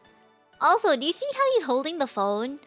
With his index and thumb? Like, how tiny is this phone for his finger? God damn. I would never be able to hold my phone like that without dropping it. Okay, this is more advanced and requires some knowledge of exposure triangle, but to get you started, I'll go over Sunny 16. This rule is essentially in bright light, or if you're taking a photo of the moon, set your aperture to f16, shutter speed to 1 ISO? 1 per 100 seconds, ISO 100. I don't know what that means. I have no idea what that means. Most phones have a fixed aperture. In the iPhone 15 Pro's case, hey, that's what I have! The standard wide camera is f1.78. I don't know what EV is, but there's an EV calculator. You can have an EV calculator to figure out what exposure settings you need to compensate. I see. So this is it. I think this is it. I'm gonna reference this when I take some fancy photos. Sometimes the default phone app won't have these manual controls, so you'll need to get another one. On an iPhone, I use Pro Camera, though there are a lot of good apps in the App Store. On Android, Open Camera is an option, but I am less familiar with the advanced camera apps on that platform. That's totally fine. The triangle of exposure, yeah. Sounds smart, right? Camera techniques. Ooh, reflections. To cut reflections, you can use what's called a CPL. Circular Polarizing Filter. Cut out reflections. Essentially, the idea is that light from a light source is not polarized, but reflected light is polarized in a particular direction. By rotating the polarizing filter to be perpendicular to the polarization of the reflected light, the reflection's light is blocked. This works on both reflections on reflective surfaces and when trying to take photos through a window. I really need one of those. Because I always take pictures in the car and like of scenery and stuff, right? So when you take a picture through the window, you can see like a little bit of a shine and your reflection in the window, and I hate it. I hate it so much. It looks so bad. It makes you look like you're actually like not outside. If I have to, I roll down the window. And then I love how I say roll down the window. You know, cuz like that means I was young enough at the time when you had to physically like manually rotate the lever to pull a window down. I know some kids nowadays, when you ask them, how do you pull the window? How do you like roll the window down in a car? They like push a button. And I'm like, no, I rotate the knob and thing. Like, see, like I would do that. I would roll the window down and then take the picture. But you can't do that sometimes, especially on a highway. It's kind of dangerous. Okay. If you don't have a CPL filter, you're trying to shoot through a window, cup the lens of the camera against the window or place the camera lenses directly against the window. This prevents reflection forming. I see. Lens flares. When shooting with a bright light source in or near the frame, you might find the entire photo is blown out. Yes! To combat this, cup your hand around the lens of your phone. Essentially, you are making a makeshift lens hood. This cuts out the unwanted light and helps make your photo more clear. This is why most professional photographers use lens hoods on their lenses. This works on both phones and standalone cameras. Oh, photo taken with my RX 107? of my iPhone 15 Pro with the Pro Camera app open. So this is the Pro Camera app. This is not the normal photo app. I see. That does look fancier. It does look pretty fancy. Alright, last slide. Conclusion. You don't need a real camera to take good photos. No, you do not. The only time you'd need specialized equipment is if you're going for background blur, bokeh, taking photos away of faraway stuff, macro photography, or other niche forms of photography. In those cases, you know exactly what equipment you need anyways. If you're a real photographer, if you want shallow depth of field look, bokeh. I like the bokeh. You can use computational photography to attempt to achieve that effect. Oh, so just edit the picture. Yeah, you just edit the thing. Try getting close to the object. You can sometimes get some background blur. I like background blur sometimes, not all the time. And I make it really little when I take my own pictures, to be honest. Pro photographers have done wonders with cheap equipment, and smartphones have far better image quality than those. For a challenge, which of the photos on the slide was taken with the phone, and which was taken with a $1,300 USD premium compact camera with a 1-inch sensor so large that than the one in your one in your phone. Answer is below. Okay, I don't want to look at the answer yet. The one that was taken with the phone and the one that was taken with a $1,300 camera. With a 1-inch sensor, so larger than the one in your phone. Probably. Okay, that's like a hint, right? Is that supposed to be a hint?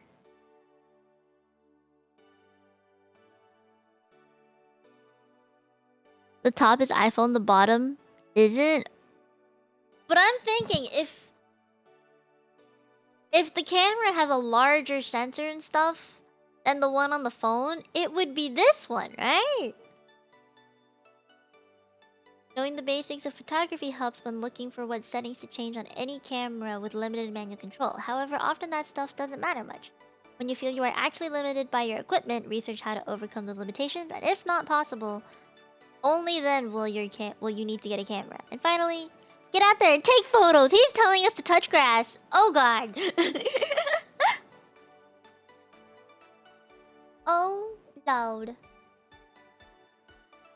Oh, loud. Okay. Which one is the one that's from the camera, though? Okay, I'm gonna read... Okay, so I think the top one is the camera, the bottom one is the iPhone. And I say that because he put the thing that the camera has a larger sensor thingy than the one on the phone. So that's why I think it's this one. He cropped them both to be exactly the same size. But this one like sees more in the distance. And it's got like a shadow on the edge. I don't know if that's like a post-editing thing.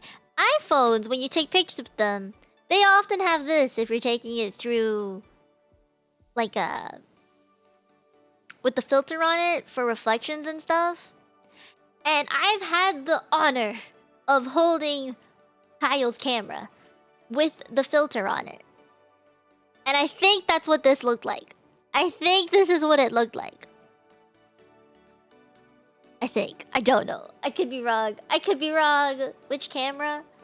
I don't know. But he said it was a $1,300 USD premium compact camera. You didn't have it? Okay. Fuck. I'm not changing my answer. I think the top one is the camera, the bottom is the iPhone. But to be fully honest, iPhones could take this picture too. So I'm like... I don't know. Guys. He also said to put the phone on the window to reduce the flare. That is true! Marky, which one did you say it was? I think you said it was the other way around. Tendere Mama! Mia-chan, konnichiwa. Hello! Hello, Tendere Mama. 今日来てくれてありがとうね。どんな月かな ?9 月 ?14 日かな ?14? いや。think it is anyway. 君の15朝1時新しい服をデビューします。Yeah. I'm gonna announce that properly at some point. お知らせは来週で発表します。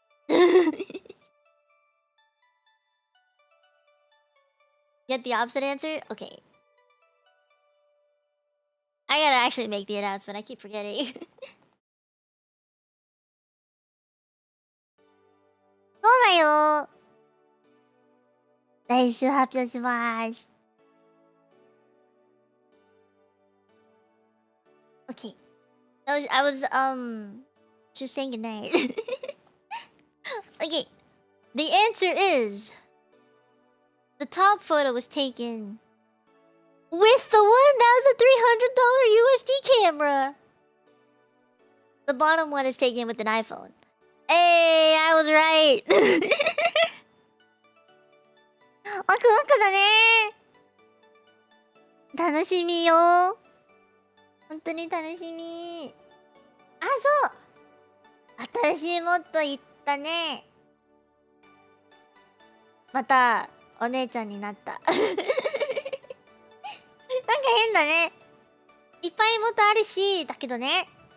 私だけおっぱいなしで、なんか変でしょ。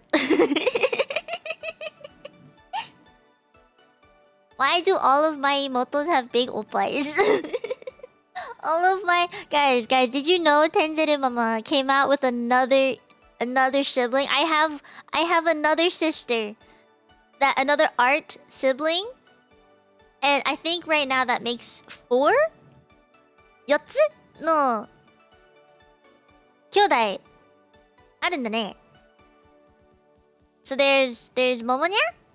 Momonya? お姉ちゃん There's Eri 妹エリちゃん There's the new one 新しい I forgot her name 名前忘れた Let me check There's Riko お姉ちゃん And then there's Momonya お姉ちゃん And there's Eri And then there's the new one. There's a new one. Let me find her. I can find her. Kite. Yeah, it's Kite. Right? Kite 666. Ah. Kite. だよね。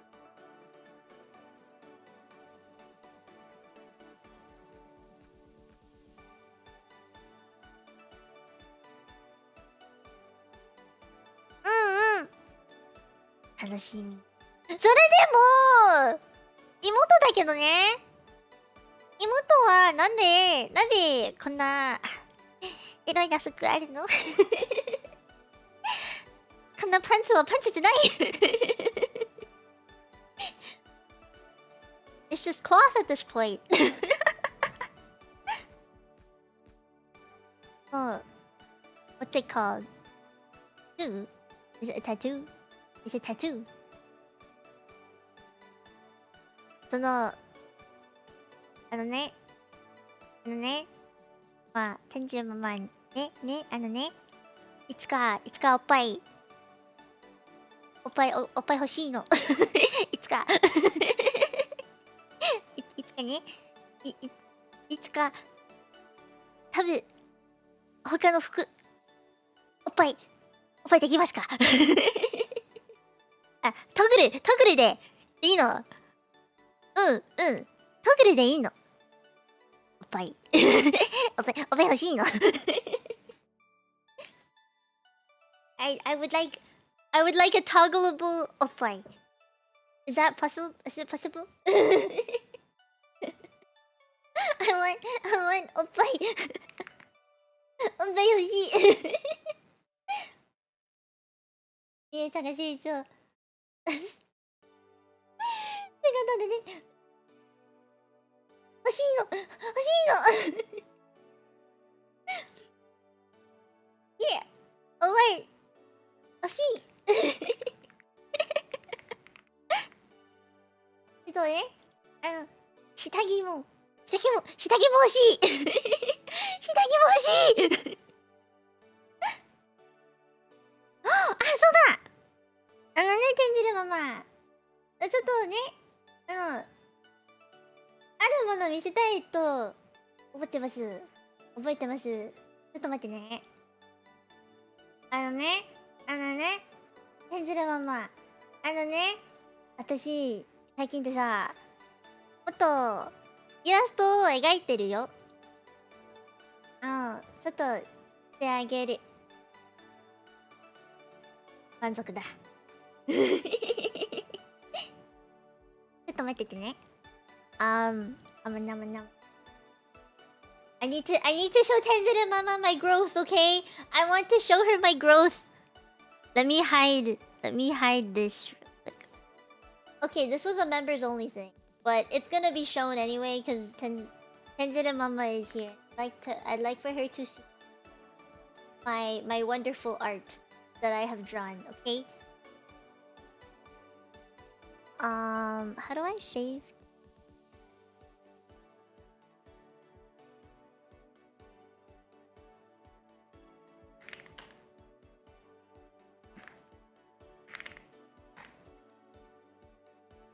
Okay. YouTube, please be merciful today. Please be merciful. Where's my screenshot?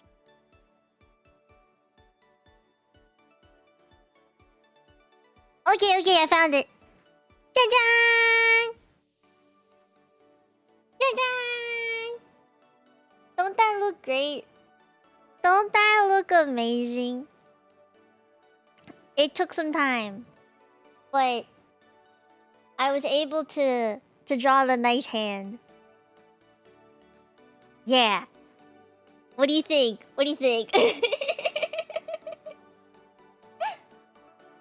Guys, what do you think of my art? その天地よね。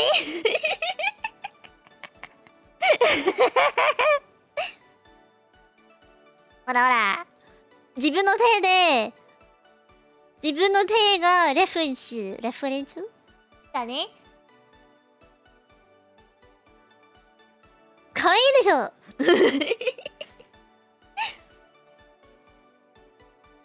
Looking at the hand, thank you. It's my hand, okay? I took a picture of my own hand. 自分の手で写真撮った。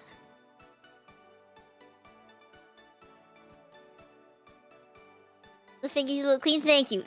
I put a lot of effort into these hands. Okay. そしてね、もう他もあるよ。ちょっと待ってて。We gotta show the middle part, all right?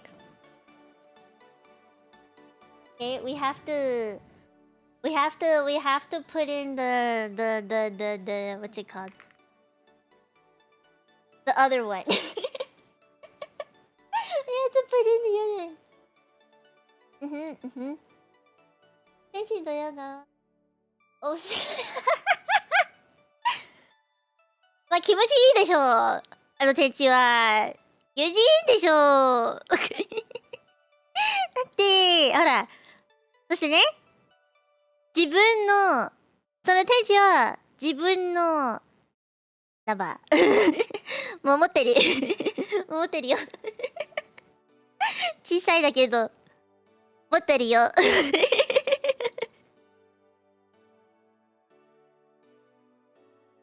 Yeah. Okay.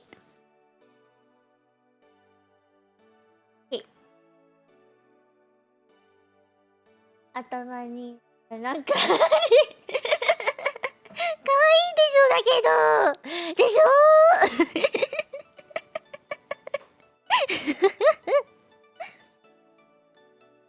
頭にねただのアンテナいえオッケーそしてね最近これをほうおへへへ。へへへへへへ。へへへへへへ。へへへ。手だ。うん。手がある。手だけ見せて。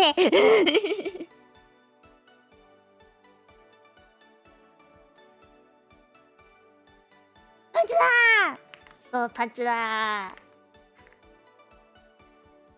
ー。ね。どうやってパンツを描いてるのなんか、かな難しいと思ってた。だからね、テンジルママのページで、そのメディアページで見てた。Thank you, thank you. The hands were very difficult.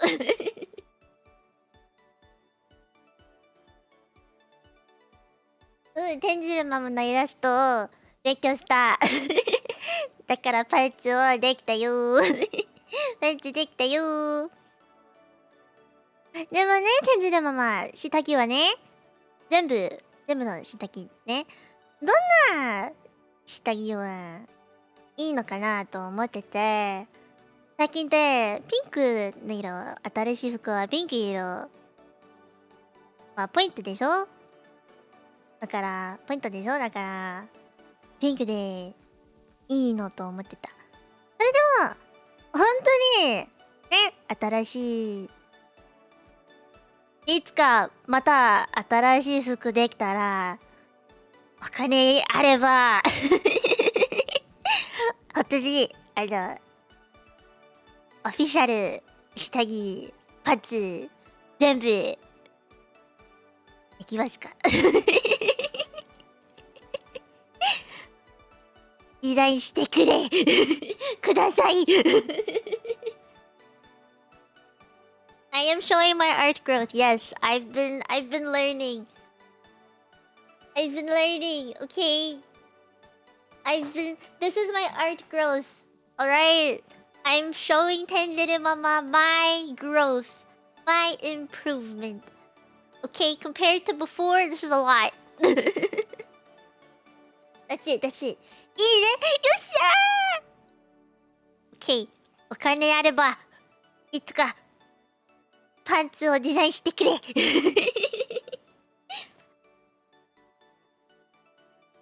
I like the baby doll type stuff, to be honest. I think they're very cute.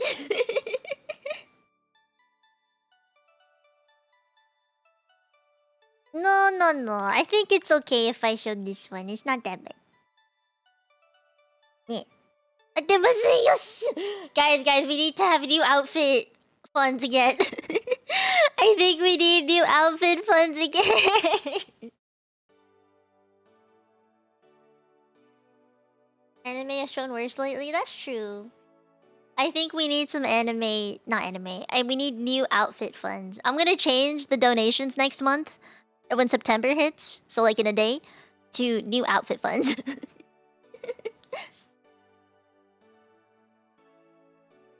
I think that'd be fun. Alright. How many more do I have left? Went through A.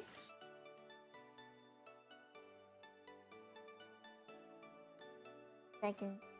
I'm also checking what Zen wrote.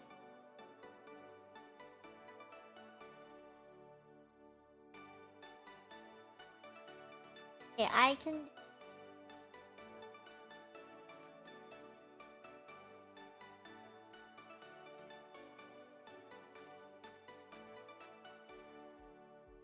Okay, we can go through maybe like 2 or 3 more. I think 2 or 3 more is pretty good. Yeah. Okay! まあ、それは、私、順調ね。あっちの順調。順調かな？ Is that the right word? I gotta look it up. 配信？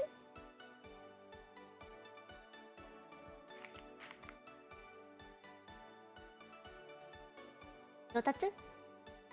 あ、花火。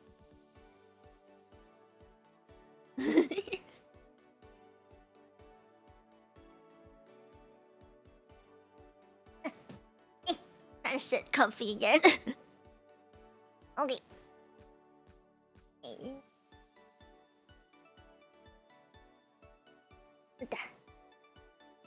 Okay. Yes. I'm gonna sit properly. Come on. Alright. And my butt's comfy again.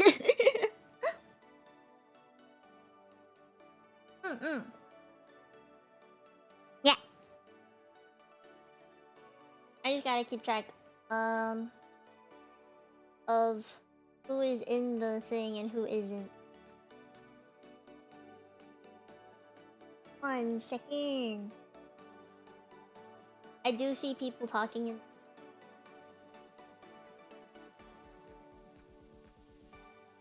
Right now, there's Panchan. Panchan's starting at in like 10 minutes. That means I have like an hour. Alright, I have an hour left. Let's zoom through these. Yours was the last that was within the deadline. Okay, I might not have enough time to go through more than 2 more then. Okay. I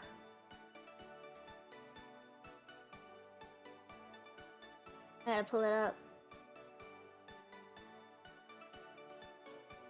So the next one is... It is Norge. Alright. By 2 minutes. Okay. Let me show yours to the peoples.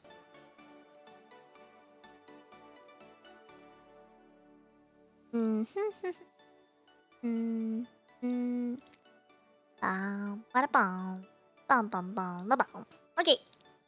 There it is.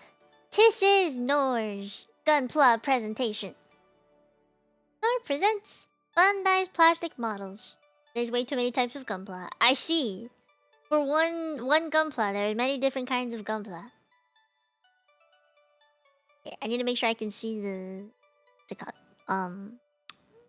thingies on the side. Oh, why are there like 2 cursors? What the heck? That's weird. That's really weird. What are you doing? Doing that. Okay. BB Senshi!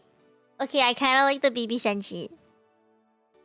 They're based on the original Gundams from the series, and besides a robotic look on the eyes, they also have an alternate face character. SDs with eyes. I don't know what that means. Super deformed? なんか可愛いよね. It's kinda cute. It's kinda cute though. Don't you think? It's kinda cute though. なんか可愛い.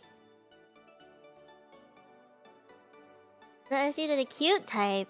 It's like a chibi. Chibi みたい. So like the thing is, right? I like chibis. 可愛いよ. Oh! The lightning thunder strikes again. That was scary. That was also very loud. It was very loud. You heard it too? That was so loud. Okay, hopefully stream doesn't die on me. ね、今日の配信はいっぱいな天地はこのプレゼンテーションを私にもらって、そしてプレゼントします。一緒に学ぶ Okay. EX? You say X or EX? Standard. They keep a more robotic proportion, but are genuinely very low quality. Avoid them!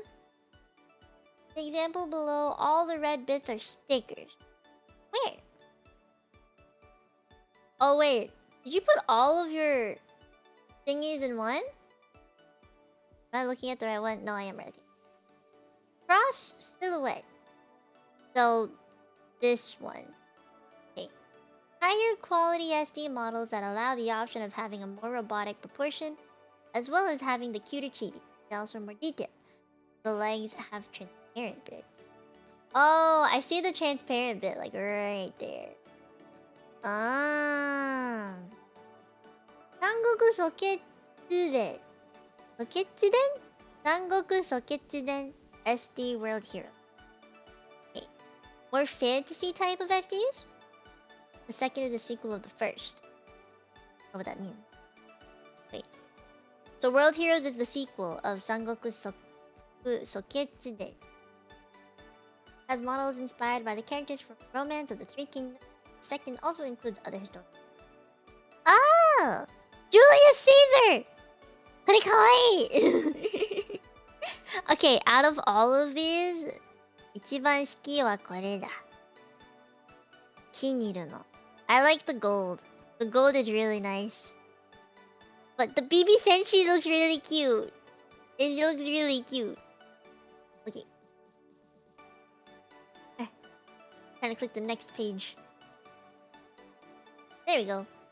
Entry grade! It's Kirby! Kirby! 1 out of 144 scale. I don't know what that means.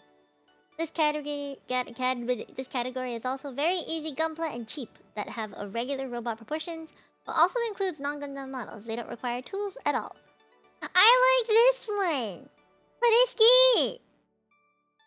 High grade. This category is a standard level of gunpla. They're usually in a 1:144 scale. They're divided by series, and there's a shit ton of them. In capitals, shit ton!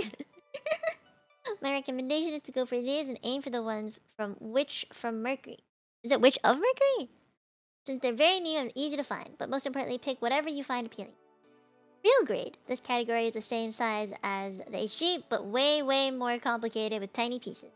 They look amazing, but you need to know what you're doing. Not good for new builders. There's also a fairly limited range, but there's for example, the Evangelions in here. I recognize Evangelions this way. Neon Genesis Evangelion. I know you. I recognize you. I see you. Ha ha ha. Evangelion. Evasu. Real life size is rather big. That is true. But I like real size stuff. It's Witch from Mercury? I see. I like the entry grade Kirby. Kirby cute. Oh my god, master grade? Hey, yo. This category is bigger than HG. In a 1/100 scale. 1/100? Okay. But has similar detail as an RG. They look great, though some models are very old. Due to their size, they're of a similar complexity as an HG, but have more things to build. They look the same to me. I'm not gonna lie, they look the same. 全部一緒みたいな。何も違う見えない。Definitely bigger? Okay, well I guess that's the only difference. I just can't tell because it's a picture, you know? Okay, RE100. This one. Same scale as this one, but less detailed. Basically an overscaled HG. Okay. Full mechanics. Midpoint in detail between MG and RG. RE. There's mostly Iron Blood Orphans. I don't know what that is. So you're saying this one goes between right here? I think. High resolution model. Extremely detailed model. This one seems like the kind of thing that you would do. There. Okay, other scales. Perfect grade 160. This category is bigger than MG and a 160 scale. Also look great through some models. Well, those some models are also very old. Why is it old? Why is it old? The newer it is, the more detailed. Latest model, the perfect grade Unleashed? PGU. Ah. The pinnacle of their technology. Ah. Do they move? Mega size. Mega. This is the biggest one. This is the biggest one can normally get. There are even bigger ones, but those are exclusive stuff. They're in a 1/48 scale, but are fairly low detailed, like an 8. The last image shows the different scales to compare. Thanks for watching. Aww! Look at these tiny guys! And then there's this one. Jesus. Mega da. You bought a perfect when you were in Japan? Nice. See, I wouldn't know much about this, but I think it would be really fun to one day be able to build. You know? I think it'd be really nice. One day to build it. Alright, I don't think I have enough time for any more except for my waifu.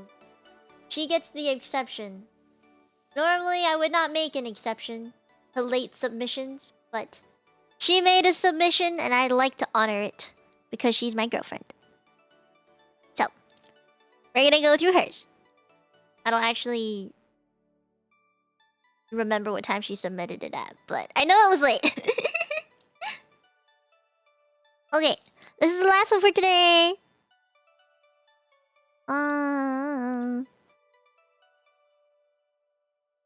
I did go through hers a little bit before stream to make sure what it was and everything. This one's just for the funnies. I know that. I know it. But it's just real cute the way that she went about it. Okay. Yeah, it was 6 a.m. But it's real cute and I wanted to do it for her. Yeah, she like did art and stuff for it, so I thought it was only right to go through it. Yeah. Okay, let me read what she said. For legal reasons, this is just a Mino Mieko appreciation presentation. Everything here is just for her to smile. Ah, I love her! Mino Mieko for Prime Minister, Canadian Federal Election 2025. Okay. Credentials. Number 1. Certified polyglot, speaks 5 languages. 2. Knowledgeable in healthcare. 3. Won a Tetris tournament in 2024. Has references. Wait, she used my Tenchi template. That's real cute. Wow. This is where you're supposed to say wow, guys. This is where you're supposed to say wow. Oh my god. You're so worthy of being a president. You're supposed to say wow with the sparkles. Or like with the right punctuation. Yeah, in Comic Sans font. You're supposed to say wow with like patchis and everything. Thank you guys. Thank you.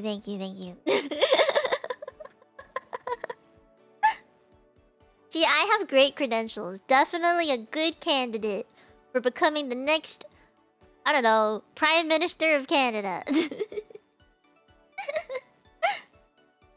Okay. Platforms. Free 10x pulls in Genshin Impact. Flannels will be banned. And bubble tea will be the new national drink. Yes. Yes. We like things for free. For free. 無料で10回 Now put it Genshin de Gacha. We get free gacha pulls. No plaid. Guys, this is a very, very big one of my campaign. No plaid. Plaid will forever be banned. And bubble tea! Bubble tea! It must be the new national drink, which means it will be served all over the nation. And thus everybody who has never tasted bubble tea before in Canada will have access to bubble tea at a discounted price because it's the national drink.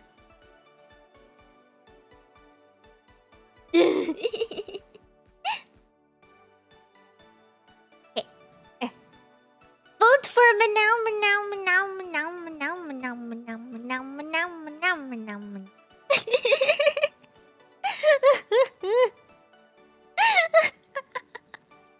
Vote for I wanna ask her if I can have the PNG for that. I wanna put that up on Twitter later or something. It's so cute. Pachi. Arigatou gozaimasu. Thank you, my girlfriend, for making such a wonderful presentation. Cutest electoral campaign ever, right? I think I'm worthy. I can be president. No, Prime Minister of Canada. For legal reasons, this is a joke. Each candidate ever. Thank you. Thank you. Thank you. Thank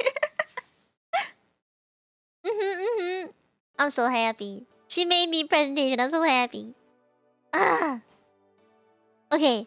That'll probably be the last one because I do only have a little bit to prepare for the meet and greet. But what I want to say for now is the next Teach Me Tenchi, we're going to say tentative date is September 27th. September 27th will be the next Teach Me Tenchi, alright? Tentatively. I picked the 27th because it's a weekend. And it's like the last weekend before the end of September. So, September, let's say September 27th. Alright? It's a Friday. Same as today. Friday, September 27th is gonna be the day of the next one. So, if you want to submit another one, feel free to prepare until then. For all the submissions that came after Noors, feel free to take the time to edit them again and then submit when the next one comes out. I say that because I know it's all last minute presentation submissions and you guys probably rushed it. Remember to like, you can edit it until the next one. And I'm sorry I couldn't get through as many as I wanted. We got through a pretty good amount though, just say it. All very different topics too. And I know there's presentations that I never got through from the past, like Teach Me Tenchi number 2. This is already number 3. So for the ones that I couldn't get to, please remember to like resubmit them because I will not go above the line where it says Teach Me Tenchi submissions whatever number. That way I don't mess myself up. And my mods also, they kind of have to go through everything, so I would make their life just a little bit easier if you could put in brackets like a resubmitting from Teach Me Tenchi whatever number, and then I can organize by order and hopefully get to the ones that were submitted before that I couldn't get to instead of just brand new ones all the time, so that people who did make their presentations end up getting seen, you know? If you could do that, that would be great. Yeah, resubmit them on time. I think it would help. I think it would help just for like organizational purposes, you know? It would help a lot. And do try to keep conversations out of there cuz like I have to scroll through them and then I'm like, okay, so they're talking about this one and then this one was like, okay, edited, resubmitted, here's another one. And then yeah, it made me a little bit confused to know whose was submitting when, where, yeah. But we'll do that for next time. It's not that important right now.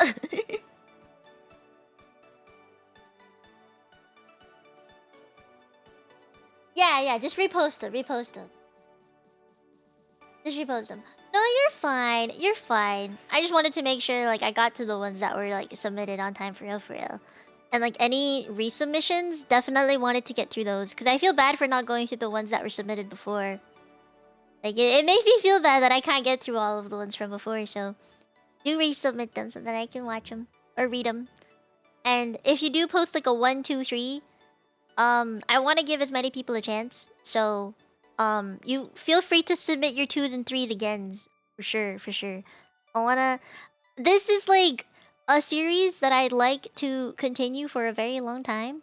So your presentations will be seen at some point for sure. Like you just gotta give it some time, you know? There's only so much I can do within like a few hours. Thank you, Jerome. Thank you. I think we should find a place for this lesson submission that isn't up there. Maybe we can put it. I'm gonna move this down. You know what? Okay, we're gonna make things a little fairer. I think we should make things a little fairer.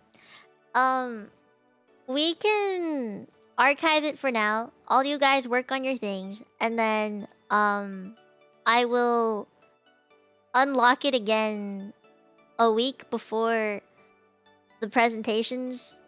And because I don't know when it will actually be, and it could be forever until the next one. But I'm hoping that when I unlock them and I come out with the announcement that it's unlocked, you guys submit, and then we'll go from there. That way I don't mess up timings and stuff, you know? Okay. Abadabada. I just want everyone to have a fair shot at submitting their things and being seen. You know? I'm trying to avoid going through people's presentations more than once, or like if they've already been seen in a presentation, to like do a new one, or like see a new Tenchi's presentations. But I also like seeing everybody's presentations because I look at the topic first, not who submitted them. Okay. Yeah, we can have a day to close next time for sure. I think it'd be better that way. I'll just hide the channel so people can't fuck me up. Okay. I need to go prepare for my meet and greet because it's coming up. So, I also need to check on connections now, just in case some shit hits the fan. I did let Kala know about the potential issue of what's it called? Having the the thunderstorm going, but hopefully everything is okay. Yeah, I hope everything is okay. I don't know. We shall see. Okay. I'm gonna head out and prepare now. But I do want to say, even though you guys submitted late, I am very thankful for any presentations you guys give me. Because, you know, I know what it's like to not have a single submission at all. I remember back when I first started streaming, I did a marshmallow Q&A, and I literally gave myself questions to answer because no one gave me any. And one of my friends was nice enough to like spam a few questions as well. For the Q&A that I did, I think I only had like less than 10 viewers at the time. But I know what it's like to not have anybody participate in anything. So I'm very grateful that you guys do submit things to me at all. And the fact that you submit enough that I have to do multiple streams of this makes me very, very happy. I don't know how to express that enough. Like, it is so stressful thinking, what if people don't care enough about this one idea that I have and they won't submit anything? It's kind of like how I felt with the roasting your outfits one. It's like, what if people don't want me to insult them? It's just a feeling, you know? So the fact that like I didn't get even Q&As in the first place when I started streaming, I was like, nobody actually wants to do participation stuff. But now you guys do, and you want to give me things to make sure I get through. And I'm very, very happy that you guys are willing to give me presentations. Like, you're willing to work on them and then send them to me, and you're here at the stream to talk about them too. It makes me happy. The roasting outfit ones was one of your favorites. I want to do it again, but everyone has told me we didn't buy any new outfits since that roasting stream. So we haven't improved at all, and it's just gonna be the same outfits again. I want to see improvement, alright? You gotta take in that constructive criticism. But they didn't! So no one has better outfit choices. And you know what? It's not even like you need to buy new clothes. You just gotta wear them different. But people don't listen to me. So, I can't do another roasting outfit one until someone changes something. You know? We gotta do another one. I wanna do another one. But that can only be possible if people change their outfits. Yeah, maybe we can do a winter season. Yeah, winter season episode. We can do one for every season. I think we did the summer episode. So now we need to do a winter episode. Well, it's not even if you need to afford the clothes, as long as you have like something to wear, you know? You need a winter coat? Please run it by me before you buy it. I will help you. I will help you, I promise. We can save them. They can be fixed. It can be fixed. Okay, let me check in the archive what channels we have. So there is the outfit submission channel. Kiana submitted quite a bit. Yes, Kiana submitted a ton. Winter coat has a rip in it. Oh no. Oh no. Hiya. Hiya. I'll do another one. If we're gonna do one in the winter, give it some time though, because it's not really winter yet. We could do autumn. Autumn season? Next month? Maybe in like October. Like early October. Okay, yeah. I'm gonna go do my meet and greet stuff. I don't have much time to... So, I'm gonna prepare for the meet. I think it's almost time. Oh. Oh.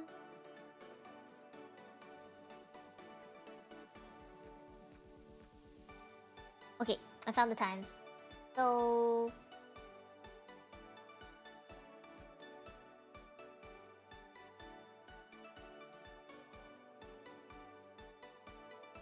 I start at the 30-minute mark, so... a little bit less than an hour.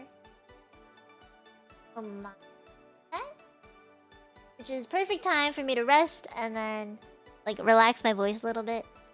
And then set up the screen for the meet and greet. Okay, cool. Alright, I'm gonna go now. Thank you guys for your submissions again. I know some of you guys were late, but I didn't get past it anyway. I didn't have enough time. If I didn't have enough presentations, I definitely would have gone through them anyway. But like, I didn't want to force Zen to have to read through all of them so last minute and then tell me everything about them if they're okay to stream or not. So that's one of the reasons why we have the deadline, is so we have a little bit of time for all the mods to like hopefully spread out the work of looking at the presentations to see if they're okay for stream and everything. So yeah. I honestly am only more adamant about this deadline for the mods who have to read them and tell me if they're okay or not, or if they ask for revisions and stuff. Things like that, you know? It's really mostly for them than for me. Yeah, okay. I hope you guys had a fun time. 今日来てくれてありがとね。また明日? No, I don't have a stream tomorrow. 明日配信しなかったね。来週見てね。The trailer for my new outfit debut should be out next week, at some point next week. I have to talk to the trailer guy about the progress, but it should be next week. And then the debut should be the week after. So, yeah. Hold on, let me check the time zone stuff. 1 second.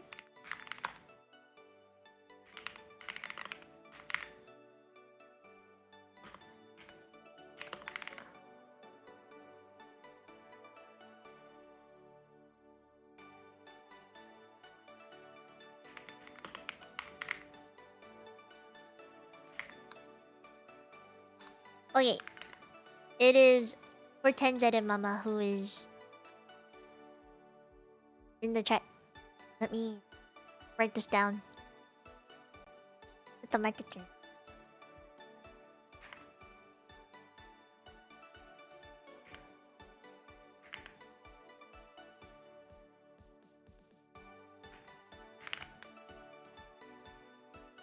Jajan! 新しい服をデビューの日 That's September 14th 1 p.m. EST. There we go.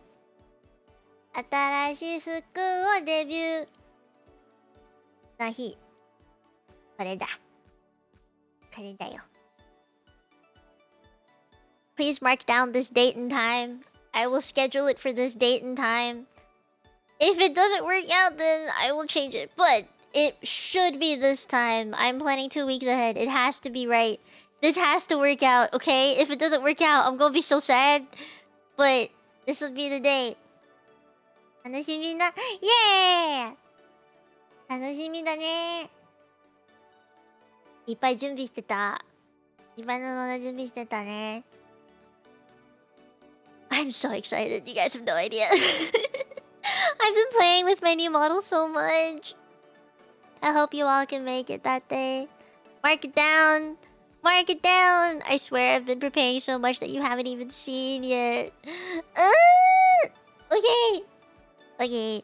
We're gonna... The way it's gonna go is just normal stream. We're gonna chat about it. All the details with the model. I'm gonna green screen.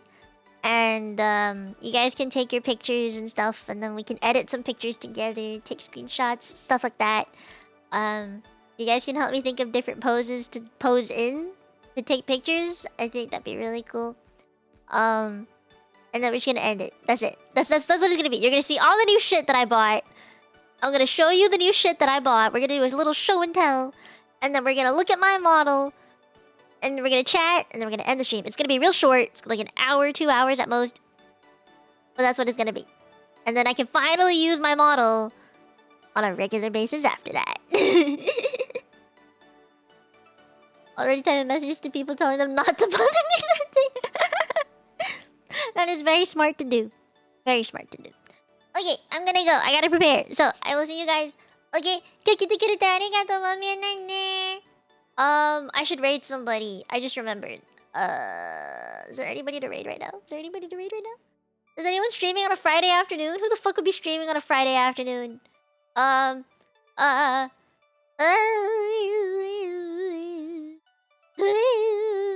Alright, we're gonna raid Mini because she's live right now, I think. Is she live right now?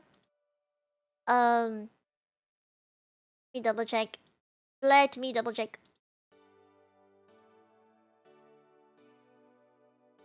Okay, yeah. She's streaming right now. Okay, she's doing some Animal Crossing thingies. So, let's go right into her stream. Make sure you type in me a raid so it doesn't look really sad because there's no what's the word? There's no alerts right now. So please do the Mia raid for me, and I will go. I will leave, and I will see you guys next week. Okay? Okay. 今日来てくれてありがとうもみえないね。楽しかった。It was fun. Hachi joigin. Hagalai bagin. Ha just means next. So, Hachi, next time, see you again. Joigin. Hachi joigin. Bye bye. Bye bye. 今日来てくれてありがとうもみえないね。バイバーイ。バイバーイ。